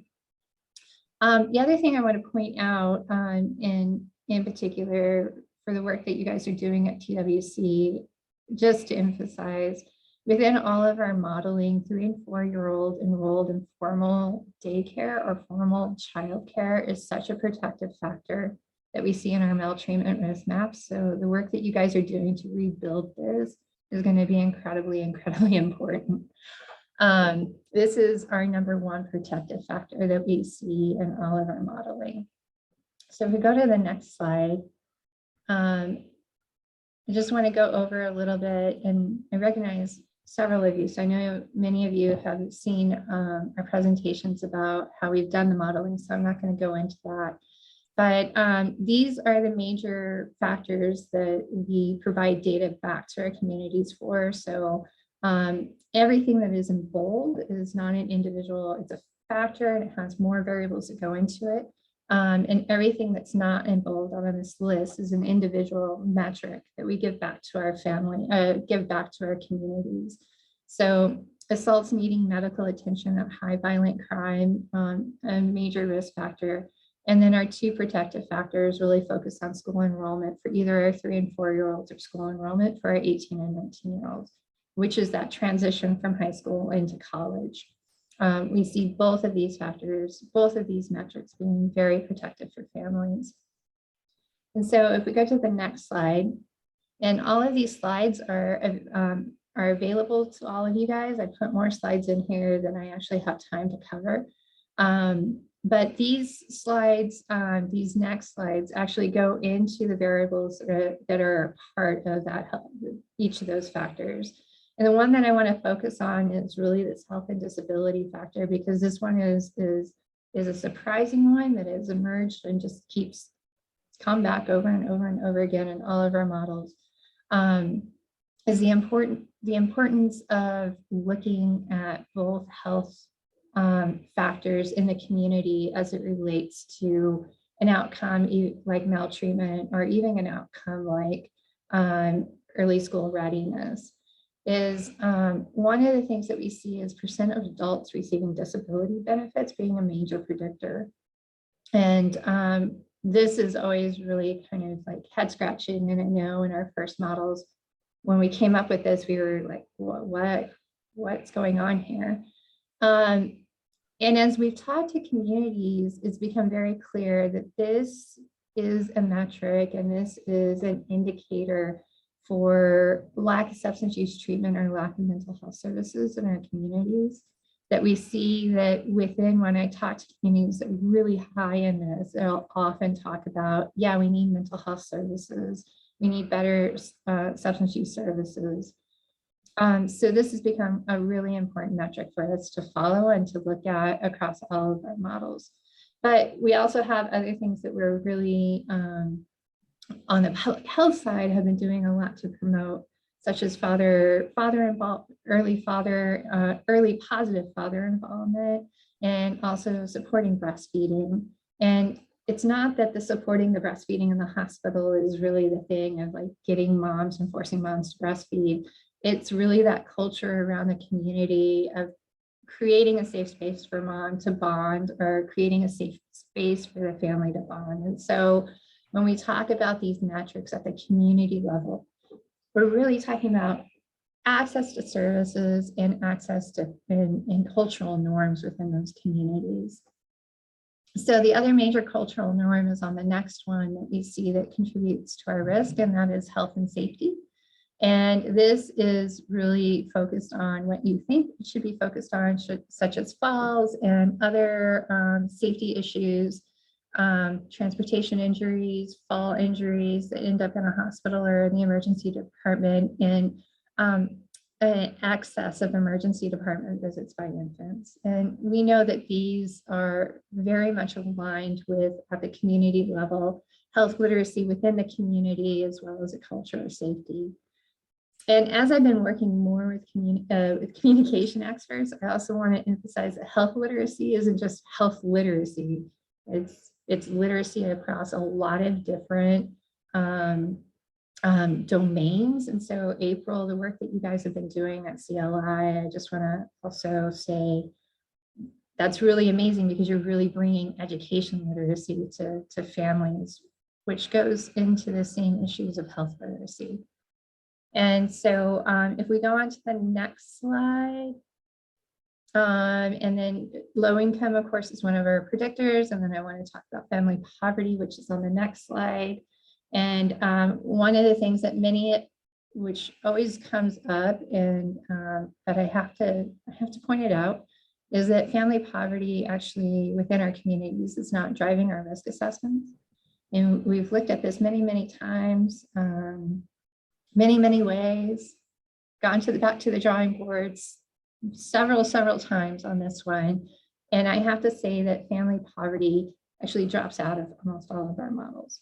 We're still providing communities metrics surrounding family poverty, because it's such an important metric to continue to track. Then when we talk about leverage points, that's one of the things that we talk about with our community providers, is we're not just talking about poverty as your leverage point. There's other things that we have to talk about in terms of leverage points within the community. If we go to the next slide, I just want to kind of explain out, because what often comes back to me is, you just said poverty doesn't matter. And I think I have said that, but what I mean is statistically within our models. But what that means is that all of these factors, and if you click through on these, you'll see that family poverty, health and disability, and low income, they all overlap with each other. And so let me explain how family poverty works within our models. So if we look at family poverty, and go ahead and click the next one, and where all three of them overlap, or even where two of them overlap, If they overlap with health and disability, we're talking about a high-risk community. If we're talking about, if you go to the next one, if we talk about health and disability by itself, that factor, it's a high-risk community by itself. But if we're talking about family poverty by itself, we actually are seeing that they're not high risk. They're average to below average risk. And which always leads to the next question. If you click through, do these communities exist in Texas? Yes, they do. They do exist in Texas. And so that's something that we have been working with our community organizations to think really strongly about is when you go into communities and you provide resources with communities, some of these communities may actually have resources. And it's important to look into the strengths of the community, even if it's a high poverty community, to look into the strengths of the community and partner with those strengths and partner with those assets. And so we can go on to the next slide and quick. We also have modeling for older kids, and I'm just going to pass over that and go into the next thing. So one of the philosophical problems that I have as somebody who provides a lot of data to communities is that I've heard many times people say, if only we had more data. And I don't actually think that that's the problem. We have a lot of data. This modeling began with 150 metrics. We have a lot of data. What the problem I think is for community organizations is how do we use it and how do we interpret it?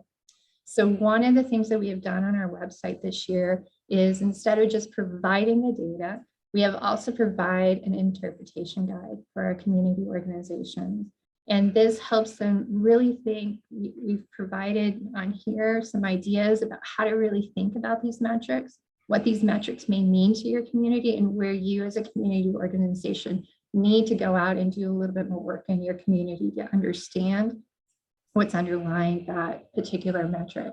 And so we provided this on our website as well, not just the data, but trying to put the data back in context, because we really see when all the technical assistance we've done, that if we help them with this context, that turns into the strategic planning that we want them to be using these data with. And then so if you go to the next slide, we've also been working on some technical assistance with our community providers. The first set of maltreatment risk maps that we released in 2016, we did quite a bit of technical assistance with community providers. And so we've also developed a whole how to use these data in strategic planning actual lecture that I've provided before, and what they should be thinking about, and some toolkits around that as well.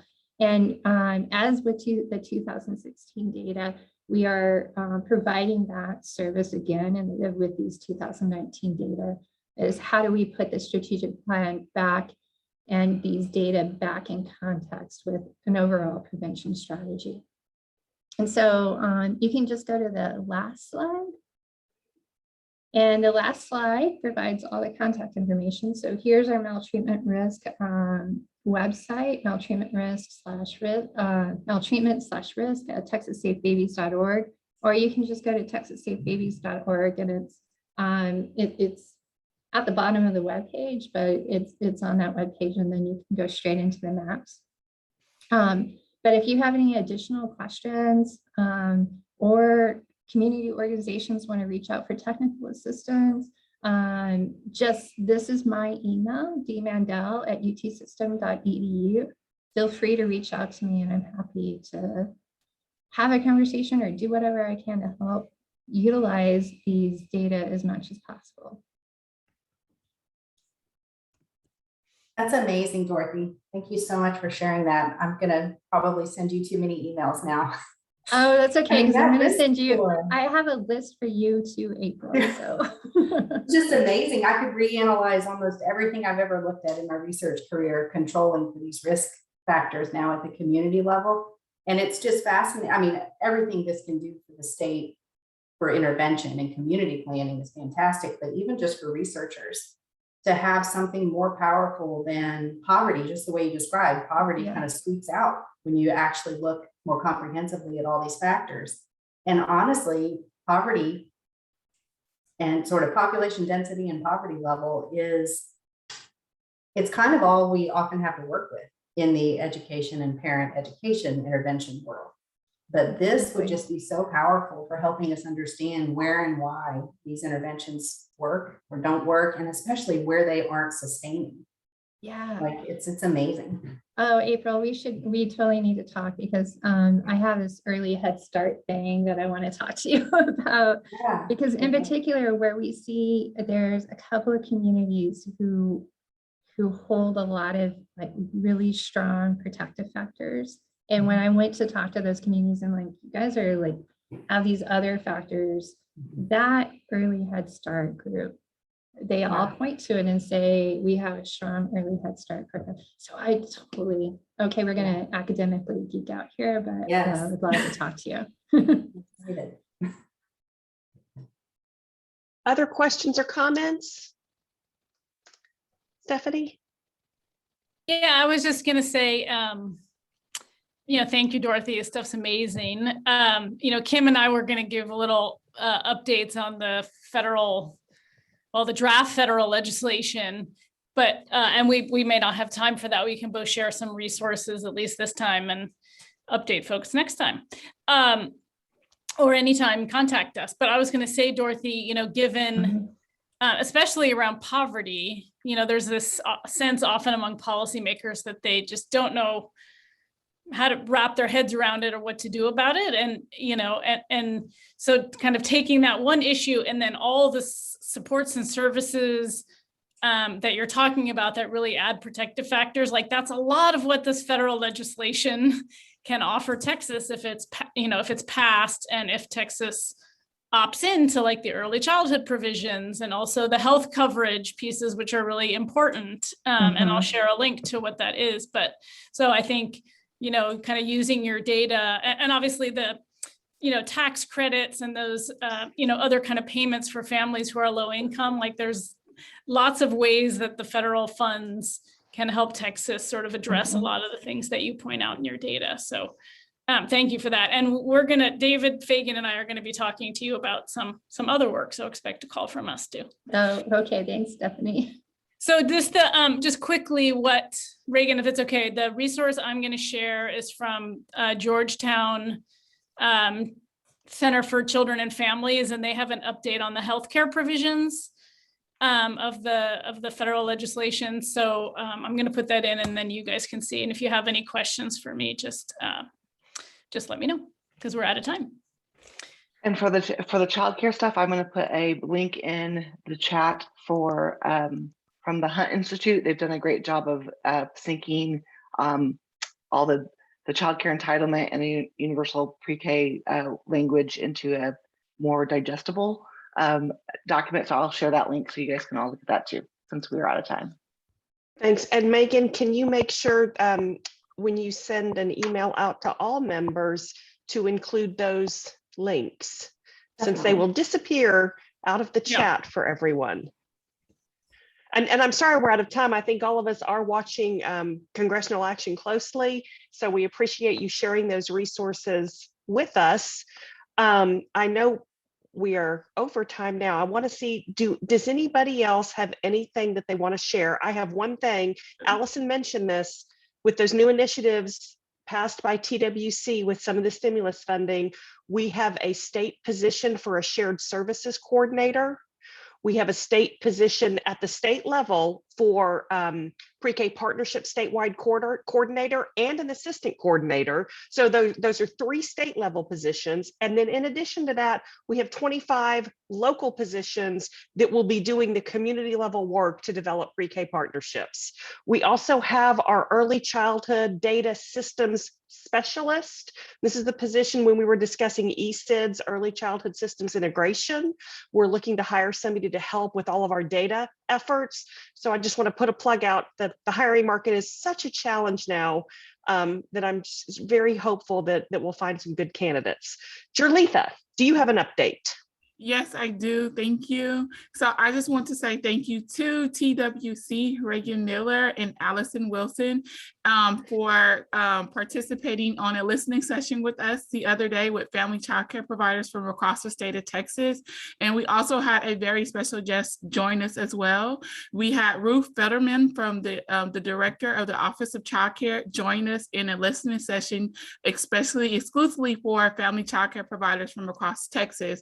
We had 13 family childcare providers participate from different counties from all over Texas. And the call was to just give family childcare providers a outlet to just to talk about the issues that are important to them. We talked about compensation, the cost of quality study, provider benefits and support systems, promoting quality for family childcare providers and facilities and operations supports. And I'm proud to say that our state is already, like someone said earlier, forward thinking and thinking about all this, all these issues already. And providers were very happy to get a chance to speak to our state officials about what is important to them, not just our state officials, but Ruth Fetterman from the Office of Childcare. This conversation came out from another conversation that we had held with providers from all across the state a week prior to that, where we wrote down some information about what we needed. And I wanted to go first because I'm big on leadership and advocacy for family childcare providers in the state of Texas and making our voices heard, and also getting them out there and saying, hey, I am not the only voice, but I am here to help you guys voice your opinion and bring our state to us. So I just want to say thank you so much to Reagan and Allison for being there. And it really meant a lot for the family childcare providers. And our promise to ourselves that we are going to participate more in lifting up the voice of family childcare and what we need. And so I was like, look, our state is here listening to us. Our federal government is here listening to us. We have to do our part. So I just want to say thank you, thank you, thank you again. We have come up with a one-pager that we are forming to send to TWC with just everything that we said in a thank you letter as well. So thank you. And from that it's formed that we're going to have these power discussions each month. So we're planning that out with family childcare providers, and we plan to invite someone from our state, someone from different organizations, from the different, I think it's 28 workforce boards, to come to talk to us, to invite them to talk to us, to exclusively to family childcare providers from across the state. So that is forming now. And so I told family childcare providers, the buck does not stop here. We have a responsibility to say what we want and need and to participate in these very important conversations. So thank you once again. We really do appreciate that space, and we really do appreciate what you guys are doing, TWC, on behalf of early care, and we really appreciate being included in all conversations. Thanks. Jerlitha, family childcare is very fortunate to have you acting on their behalf. It was a great meeting. We were very, very happy to be there. Thank you. Thank you. All right. Audrey, did you have an update on a position? Did you want to mention something? Is Audrey still here? Yes, we have our state child health coordinator position is vacant right now. And so the age range is 1 to 12, so a little bit broader than early childhood, but if anyone is interested, we are also, it's been a challenge to hire now, so we're promoting it wherever we can. All right, and Rochelle, I think you also have a position. Oh, well, I didn't know I was talking about that. Okay, so yeah, actually, we've got a couple. We've got a performance management unit risk analyst to look at childcare operation compliance and make assessments of risk regarding those operations. And we also have a director of strategic operations that I have not forwarded over to you guys, Megan and Allison and Reagan, but a director level position that's going to be kind of looking at some strategic stuff for our program. All right. Anyone else want to share position? It's such a tough job market these days. Trying to get folks to cross refer people that they know, I think is going to be a huge opportunity for us. Yeah, we have a health policy director job open too. but you're right, we should share some names with each other. So Yeah. we'll be, If we have good candidates that Yeah. that end up not fitting, I mean, this is a great time to share information because it's we all know what the challenge is out there. Yep. I also, one last piece of information. We published the RFA for early childhood registered apprenticeship project development. It is out on the street. Applications are due December 23rd. So this is to develop new early childhood registered apprenticeship programs, and just want to make sure that folks are aware that that opportunity is out there right now. All right. Anyone else? It is, what time is it? It's 1:10. Do we have any other updates from members? Megan, did we miss anything?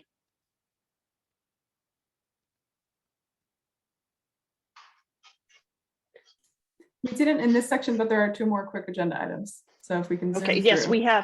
we have upcoming meetings for next year. I think you have a slide on that. Is that right?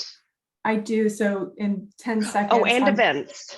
10 seconds on behalf of Alfirma Giles, December 8th and 9th, we're hosting TEA in partnership with the Texas Head Start State Collaborative is hosting this Head Start transition to kindergarten meeting. And so it'll actually be Head Start leads as well as their local ISD partners, all learning about best practices in transition. Great. And next slide. Our upcoming meeting schedule. We are still planning Zoom meetings. We had some discussion about this last time about opportunities to potentially have in-person meetings, but there was some interest in seeing if we could do kind of combined in-person and virtual options. So we are still looking into that as a possibility. All right. I think that's all we have. Our next meeting you'll see is January 21st at 11 a.m. So until then, be safe, enjoy the holiday season coming up, and thank you again for everything that all of you do for our youngest Texans. And with that, at 1:12, we will call the meeting to close. Thank you all. Thank you all. Bye, Reagan. Thank you. Bye.